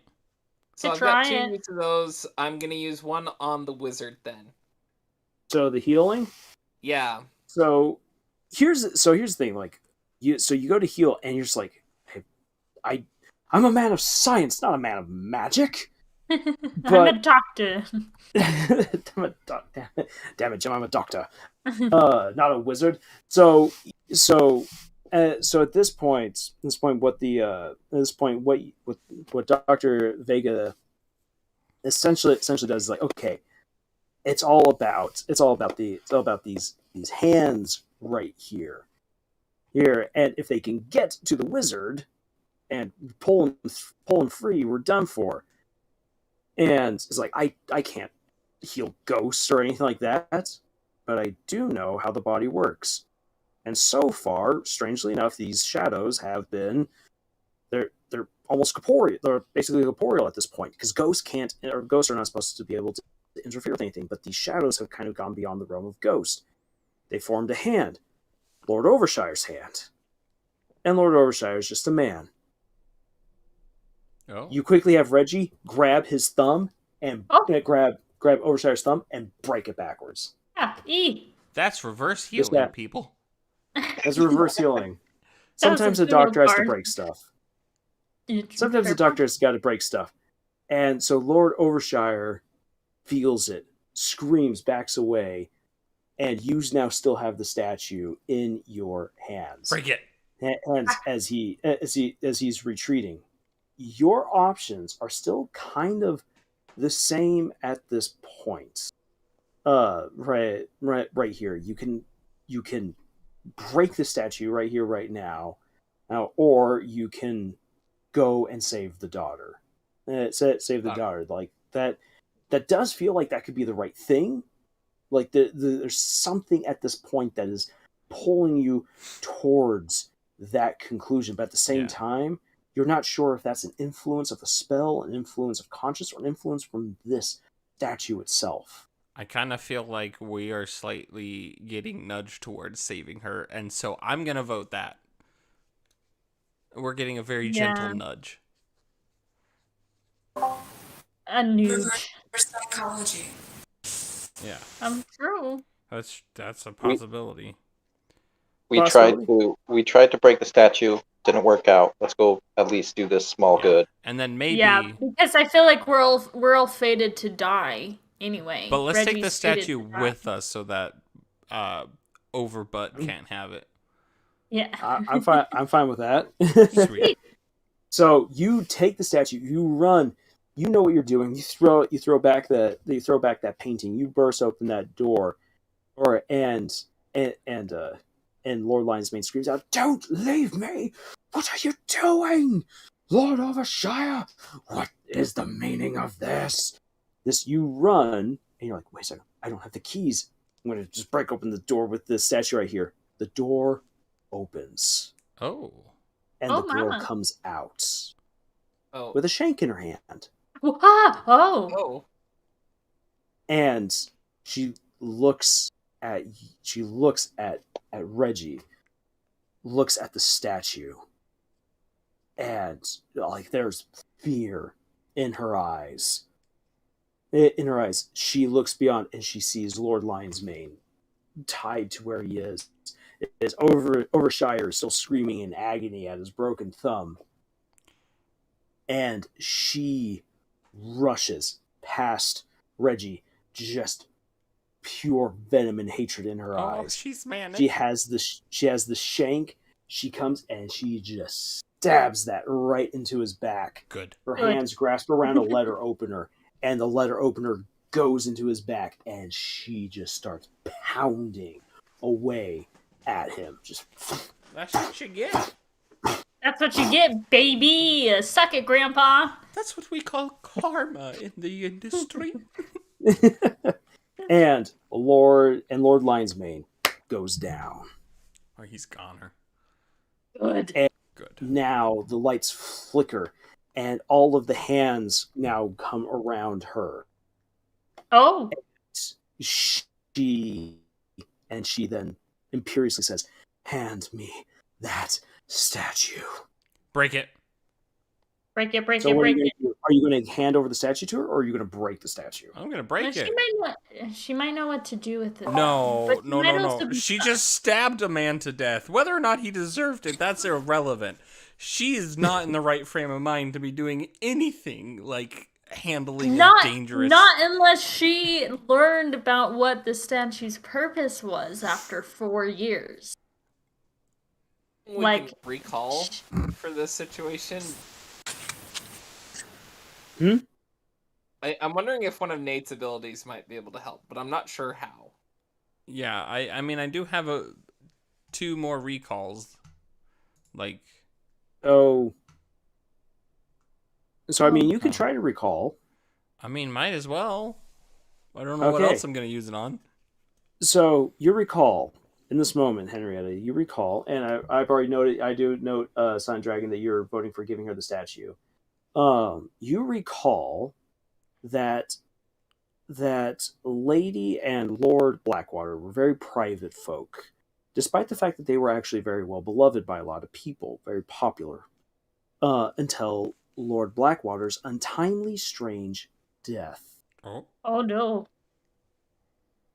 During that time, Lady Blackwater became incredibly distraught.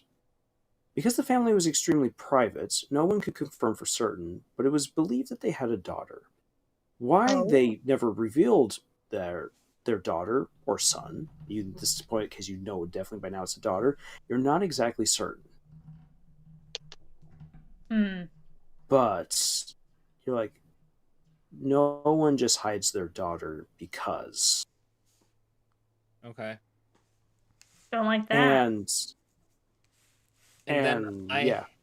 And then I have a read ability still left. Uh-huh. Okay. I'm gonna use it on her. You're read on her.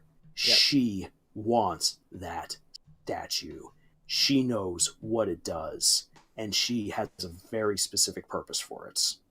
And she means business. In a very nasty way. Oh, dear. You don't trust her.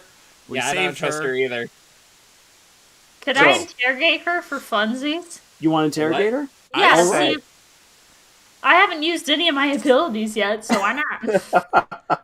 I'm honestly surprised that the interrogation hasn't come out. All right. So what do you want to what do you want to interrogate her about? This is where we now have a conversation. If she wants, why she wants to, like, what? Hold on. Why does she want the statue? What is she going to do with the statue? I am going to use that statue and its powers to erase all of this. I'm going to get away. No one will ever know that I was here, that I existed. No one will know what happened this night. I will have the cleanest getaway. I will live the happiest life, away from all of this, away from all of you. And if you try to get in my way, I will kill you. Oh, I say I'm we get- scared. we get Eliana. Elvira. What was her name? Elvira. Elvira. We get Elvira in here to help us subdue Black Daughter, and we get her the frick out of here before she can hurt everybody. Yeah, but bro, she's got a shank and a letter opener right now. So She just killed a man. she just killed a man. So are you going to give it to her or are you going to break it? Break it. I don't want to give it to her, but I'm afraid about how she's gonna react. Silent Dragon, quick question. You say, is that even an option? Are you talking about referring to getting Elvira right now? So Yeah. we've already been told we can't leave the spell go back to our original bodies unless all 3 of the original people die. Lion's Mane's already dead. We already know Reggie's gonna have to die. Right. And so that would mean Lady Blackwire would be the only one we'd have to kill. Well. I'm going to remind you guys. I'm going to remind you guys that the wizard is insane and doesn't actually know. True. So That I'm is just very so I want to remind you guys of that, because hanging your lives potentially on the words of a madman, it's risky. Could pay off or it could be bad. So just throwing that out there. Silent Dragon says that it wants it to be an option to go get Elvira. I'm going to allow that. So we can just dip out. So you guys can dip out and get Elvira. Right away. I'm gonna I think vote that that might be a one. good idea. Yeah, let's do Yeah. that. Okay, so that's 4 votes for Elvira. So you guys bamf on out and you rush with the wizard, just dragging him past Overshire and everything like that, who's now transforming from shadow to his actual self, and you speed through the manor to go and take Elvira. As you go on in, and she's freaking out because there's now strange things happening in the house. Everyone can feel and see strange things going on. As you come on in, you compel her, like, you've got to go. Go. Remember what I said. This woman is potentially very dangerous. And now that danger comes loose. She removes a brooch that has a black gem, and she holds in her hands, and she rushes as fast as she can to her grandfather's study, where there she sees an older Overshire coming into being, blossoming out of the shadow, cradling his hand, and it's just an absolute mess trying to get on up and get after the statue. And beyond that, you have Lady Blackwater's daughter coming at Reggie with Shiv and letter opener, and she's about to just go all out on this guy who you guys have kind of left him absolutely freaked out. She throws down the stone and says something in this arcane, strange language, and ethereal serpents rise up out of the stone, rush for for Lady Blackwater's daughter. Black they daughter. grab her, Black daughter, and they wring her Oh. like a rag. So Blackwater's daughter took the place of Blackwater. Mm-hmm. Hmm. And she drops dead. Well, She was dead. I mean, we were trying to save her for quite a while there, but now she's dead. Now she she's had evil motives. We saved her to save ourselves. Mind. and so with this, she Elvira, kind of going almost against your guys' wishes, grabs the back of Lord Overshire's collar and flings him back onto the desk. And that desk, using her whole body, she puts everything into it to move this bigger man, and then rushes for Reggie.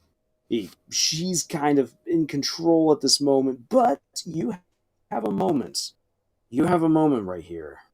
You can now take the statue, and you can now go interrogate Overshire, find out exactly what the heck is going on. You can break it, or you can leave it and run and let the spell wear out, or whatever. So, I are you say going to we interrogate Overshire, break, or run? I want to know why. Yeah, I want to know why as well. It's the professor's bedtime, but I will listen later to find out what happens when you break the statue. The professor just passes out. Yeah, he just goes. The professor sleeps. bamfed out. I understand. Gets a weak constitution. We've gone late. I did not expect to go Logic has failed the professor, and he has a ghost stroke. All right. Good night, professor. So we've got good night, professor. We've got he's dead. We've got interrogate. So at this point now, with 5 people, 3 rules out. You go to interrogate. So yes. Camille, use your final interrogation. What should I ask him, my dudes? Why? Bitch, why? So he's like, as he's You there, madman! just seething. He's like, why? Of course, your grandfather wouldn't tell you anything. Man hoarded power. That statue will take whatever you write, and it will grant it. Your fantasies will become real. The more powerful the fantasy, the more reality becomes warped, which could be very dangerous, so we never went too far. All I want is to live, because if you do not feed that thing, it hunts you, using your own fantasies against you to kill you. Oh. So, I'd very much like it if you handed that over, because I do not want to die to some forsaken god. That's gonna be a no from me. Yeah, I'm gonna have to pass on that offer, but thank you. Super sus. Here's a question for you, Sir Vagabond Boys.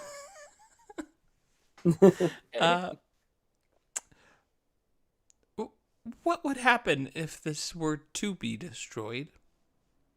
Yeah. I don't even know if it can be destroyed. I don't want to find out. Oh, I That do. thing has killed so many people. It's killed so many people. I don't know. Are you really willing to take that chance? With my life? With theirs? I must say yes. Maybe. Maybe. So that's a yes? That's How two many, yeses? how many Yes, people Henrietta. haven't? So it's a simple Yeah. question. Yes or no? Yes. What's the Yes. What's yes? What's no? Yeah, Yes I to forgot. destroy, no to destroy. Yes. I'm scared. Destroy it. All right. It looks like it's unanimous to destroy. So Elvira, like the boss queen that she is, just takes it and shatters it against the ground. Yeah. And sure enough, it breaks. And emerging from it Uh-oh. comes this We're this doomed. wonderful, ethereal, beautiful woman. We just let As though let she's being Calypso go. painted from fresh paint in the air. Sauce. And she looks Chinese. She rises up on it, but there's something about her that just seems just very, very Sus? wrong. And that's We're when gonna die. and that's when the professor's like, and that is my cue to do the most intelligent thing tonight. Because I did place. Well, we'll get to that. Huh? Professor whips out a little monocle, flash it, puts it on his eyes, and puts on one eye, flashes it, and the image flashes away. The woman is gone. And he tucks the monocle away. Rather anticlimactic, I know, but, well, the alternative would not be pleasant. Straightens back, puts his hands behind his back, and says, I'd like to thank you all. You have done remarkable tonight. Very remarkable. You will all indeed be paid the £10,000. But promise to keep quiet about this. No writing any What books. happened? Has no reason. No to spreading any gossip. Pardon? What? Like I said, a man of science has no reason to speak of these things. I'm so confused. I know you are confused. So he turns to the wizard. Get out of there. Wizard comes on out. I do apologize. I will admit right here. I have been using Jed's character as kind of a Trojan horse, Oh. Did Jed know this? Jed was sent the message. Yes. Whether or not That- Jed actually understood that is another matter entirely. Dang it. Because the ways of the A Jed wascally rabbit! are unfathomable right here. So the professor explains.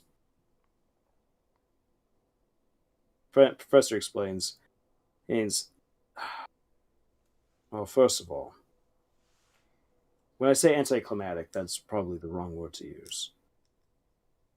Because, well, he gestures at the at the dead Lord Lion's Mane and back over his shoulder at the dead girl, and out towards the doors.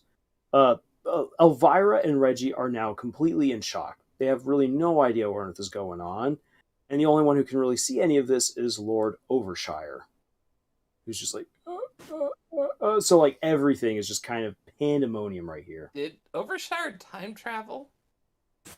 So, excellent question. Like physically You time see- travel? Like you see not unlike right here. like different from us. So he expressed that the professor's like, we see right here, this foolish boy, pointing to the wizard, is messing around with magic that he did not understand, with powers he did not understand. We've had our eye on you now for a while.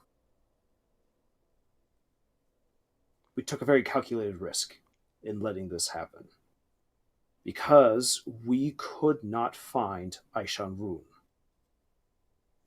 The statue you just destroyed. Aisha Rune. Aisha Rune is an ancient deity, one of tens of thousands of ancient deities who've wandered the cosmos.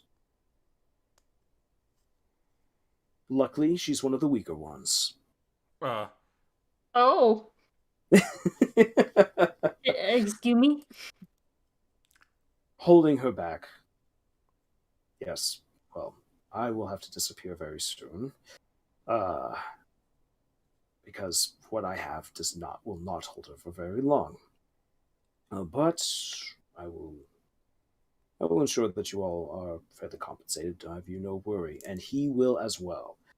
And we will then see to it. It's silly. It's silly, really. I've spent now an entire evening with you in this place, and it seems wrong somehow. But it seems wrong to somehow be here because I felt that this would end with us only discovering the three murders, how they've been murdered, and then having to trace Aisha Rune through 12 years of having disappeared.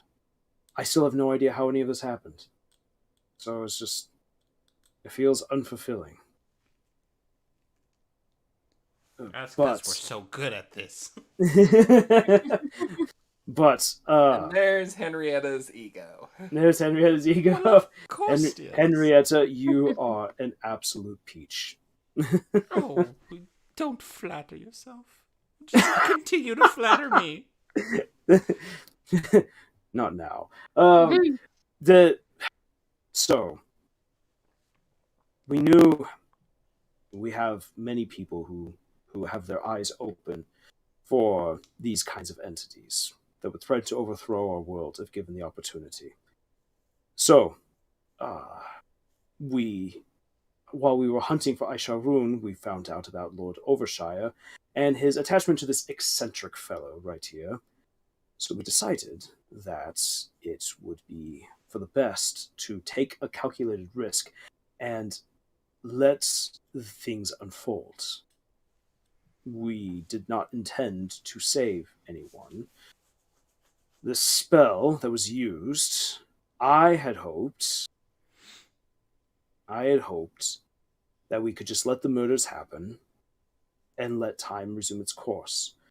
You prevented one of the original three murders, and you've caused a new one.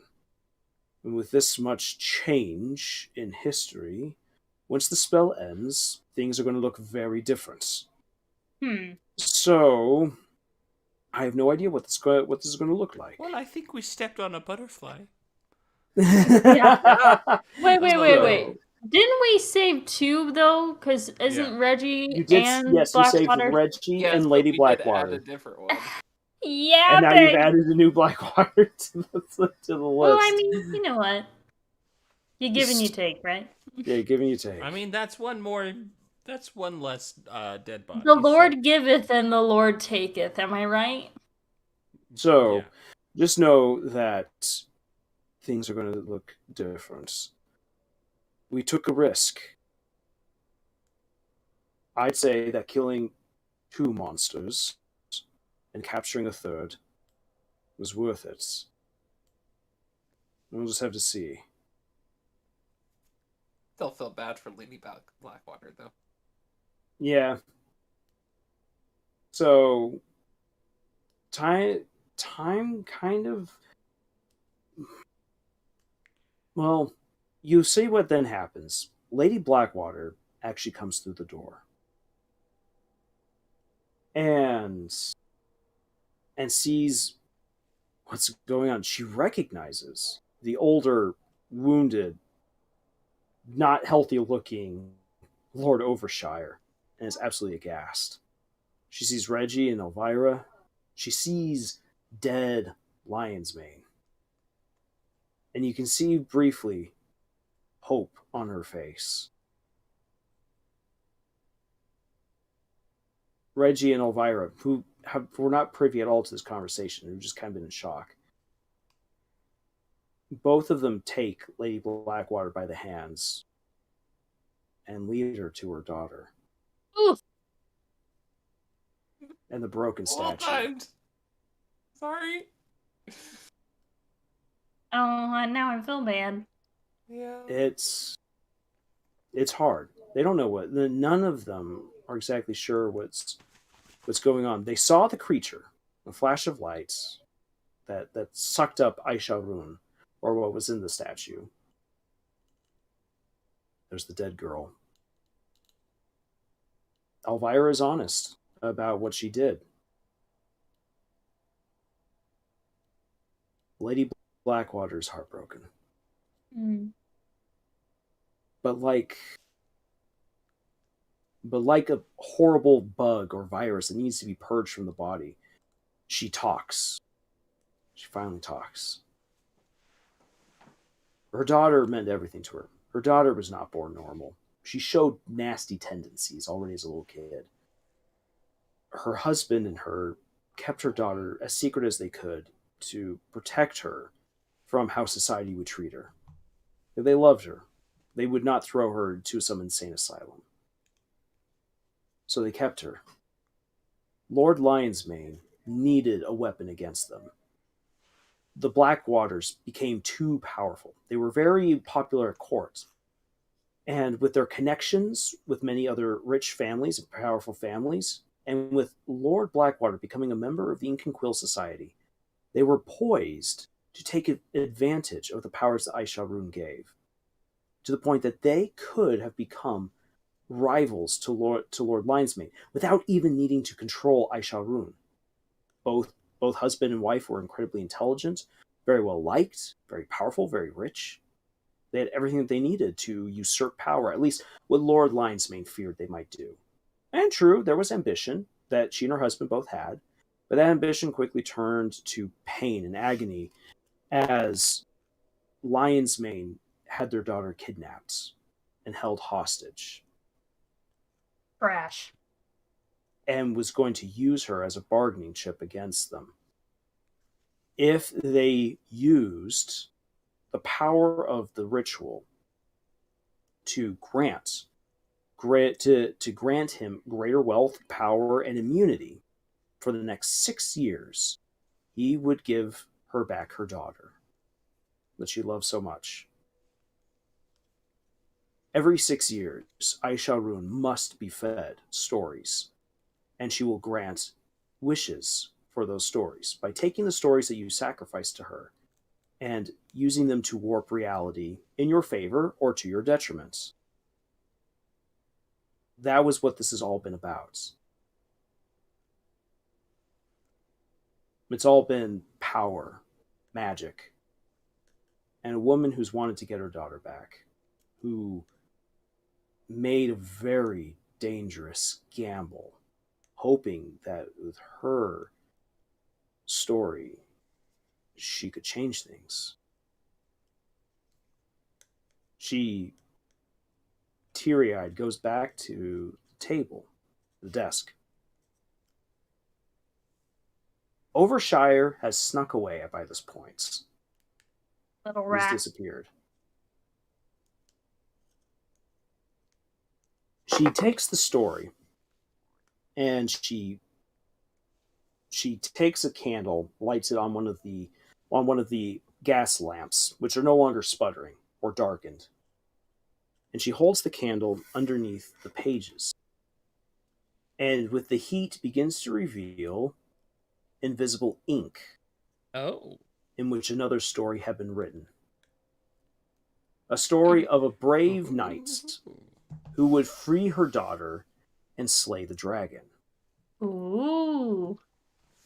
As a way of bringing their daughter out of obscurity, the Conchesters and the Blackwaters had arranged a marriage that Reggie would marry her daughter Elizabeth Blackwater. Black daughter. And that by so doing, it would give, with the Conchesters and their son, even as a young boy, their son was already a wonder to behold. Thinking that this would be a wonderful way of doing things, the Conchesters would finally have greater connections to the Blackwaters. Conchesters would bring their money to the Blackwaters' ambitions.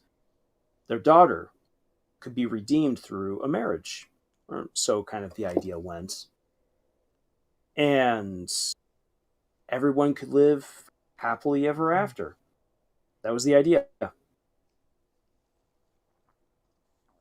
And that is the story that she wrote. She altered it. She had written indeed one story, this fan fiction of Lord Lionsmane, but the invisible story continued to say everything that came before should now be neglected in favor of a much grander tale of a knight who would slay this dragon and free the princess. That was what was intended, and that then they would be married. Well, obviously that story has not come to pass. The dragon lies dead, but so too does the princess. The knight survives with the woman that he does love. But who has to live now with the guilt of, well, what could have been. And maybe, just maybe, with the things that you guys said and did tonight, if there is any way of rewriting the fabric of reality, then just maybe you might have been able to tell a story where everyone could be happy. Truly happy. Instead, here, Reggie's words seem to be prophetic, that no one quite gets their happy ending.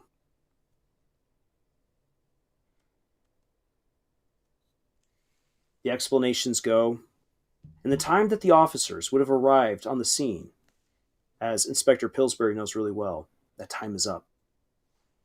And the spell comes to its end. For one night to try to solve the murders. You guys think it over. You now know Elvira would have been the one to kill Lady Blackwater.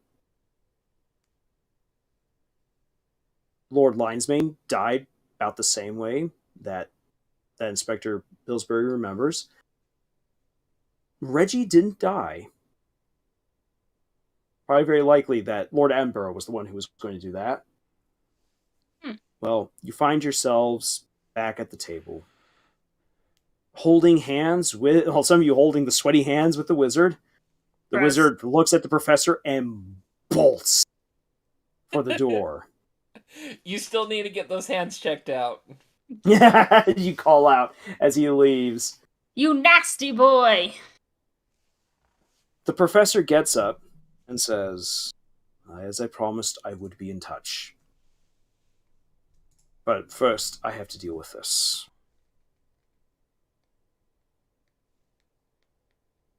I know many of you have your vices and your own wishes and desires. But should you ever wish, you'd speak to me candidly. And I might be able to tell you a little bit more. He leaves. You guys are left utterly bewildered. That is correct.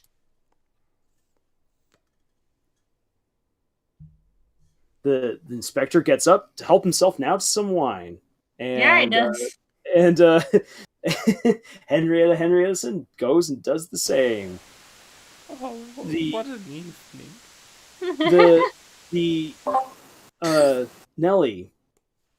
Nellie decides to have a look over at the books.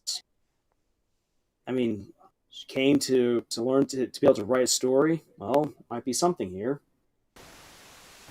Doctor no, what is... could have been can't. I'm not allowed to share any of my findings. What a waste. What a What a waste. waste. The money. And the doctor just kind of sits there, perplexed. You've hated the way that nobles have acted for so long. You definitely have good reason now for that. Yep. Well, Inspector. And yet at the same time, that was sad. Yeah. There are some good people. It's just a pity that they can't show it more. Bittersweet. Well, Inspector, I don't know about you, but I plan to get drunk enough that I can forget all about this evening. Would you care to join me? Oh, absolutely I would, madam. I mean, you'll forget anyway, but let's go. Bottoms up. Forget about what? Precisely. So as you two start getting wasted, the door opens. And through the door comes two people you recognize. One of whom is very pregnant. Oh. It is Reggie and Elvira. Oh, my heart. That's tender. Definitely looking older. But Elvira's still a beauty, and Reggie is still devil-may-care good boy. They confused why we're in their study. No, they look at you, and they're like, this is so. How you guys? We knew you would somehow get in, and yet here you are, despite our best efforts. So maybe we shouldn't have tried. Who knows? Who knows? Memories start coming back to you about how you guys all snuck in with the wizard. The wizard led you through the back and like through the servants' quarters and everything like that. You snuck on in. Was it really like that? Memories begin melding, strange. The inspector remembers that night was so bizarre. No one wanted to talk about it. Obviously, the police were summoned. People were arrested. The Lion's Mane's brothers, the sons of Lord Lion's Mane, were locked up and were executed for other shenaniganery. One of the rare times that nobles have ever been executed. There's a lot of stuff right there. But you felt the pull that you need to come back and really find out what actually happened that night. The allure of money has pulled the rest of you there. And there you are. And Elvira says, it's like, I don't know how. But I feel like I've spent time with you all. And there was just something, like dreams, telling me, and Reggie says, me too, telling us both that something needed to be corrected. strange hands writing across our lives until we get here. And all I can say is thank you. Oh, of course, dear. Now have a drink. Sit down. Don't think about it too much. Don't think about it too much. So for those of you who have stuck around until the end, thank you. How do you want to end the night? Getting plastered, of course. Getting just absolutely shit-faced. Yeah. The doctor's gonna leave and put this all behind him. All right, Dr. Leaves puts all behind him. What about Nelly? What about our skeptical journalist? Well, I'm gonna drown myself in my gold and die that way. Like we talked about at the very beginning. Full circle. All right. Since I can't share any of my findings with the world, it's the only thing to do. It's the only thing to do. What the? All right. So yeah, there you guys. There you We go. did it! You did it. Thank you, Lars, for taking us on that wonderful journey. That was awesome. It was a wild ride. Yeah, It was. You did amazing. that was a long ride. I do apologize for how long it went. Oh, that's okay. It took us a long time to get started, and It did. yeah. There was a lot of Wow. there's a lot of shenanigans on our side. Of course. Shenanigans afoot. Shenaniganery. What's life without a little Yeah. shenaniganery? Yeah, but no, but seriously though, congratulations, guys. You guys have done a phenomenal job. I had no idea how this story was going to unfold. I was fully expecting, like when you guys were saying like how you were just going to kind of like let the murders happen. It's like then we'll just let the murders happen. This will be very interesting. Yeah, because the spell could go many different ways. Honestly, I was just going for it. Just going. Actually, I feel like that's what I usually do when it comes to like roleplay things like this. Go with the I flow. just go with the flow and let your chaos be your guide. Yeah. That is why I always play as people like to call it chaotic stupid characters. Yes. We did it. We really, And that's really how we did came it. to know that Althea likes to sleep in the nude. Oh, I remember can you blame that. him? That's true. I cannot. Can She you Yeah, I is quite blame the my woman. guy? It's quite the woman. Well, Yeah. as So- always, join us on the Discord. It's a fun time. With that, Yeah. it's 1:30 and I'm exhausted, so I'm gonna go to bed. Second snoozy. This has been Yeah. almost 4.5 hours. Yeah, we're not going to do this again. At least not like this. Not like this. Maybe break it up in little bits. Yeah, next maybe time. do like a two-parter. Yeah, if I may, I had a couple people reach out to me during it that said that they wanted in because I posted about it. Oh, And I shoot. was like, shoot, there's no way to do that for you. So yeah, do it again or split it up into parts. And then more people can join as they hear about it. Yeah, I'm definitely, because this was a whole lot of fun. It went on for too long. I think it can indeed be broken up into parts, and we'll just have to figure out how to like make it more accessible in the Yeah. future. Yeah, but a good first run. Yeah. It was Yeah. fun. Good job, Oh. Lars. All right, thank you. Ah, I shall take this experience, the criticisms and the praise, and we will make this better. good. Absolutely. And with that, Could All we? right. With that, guys, juice. Have a good night. good night. Bye, world. Mom.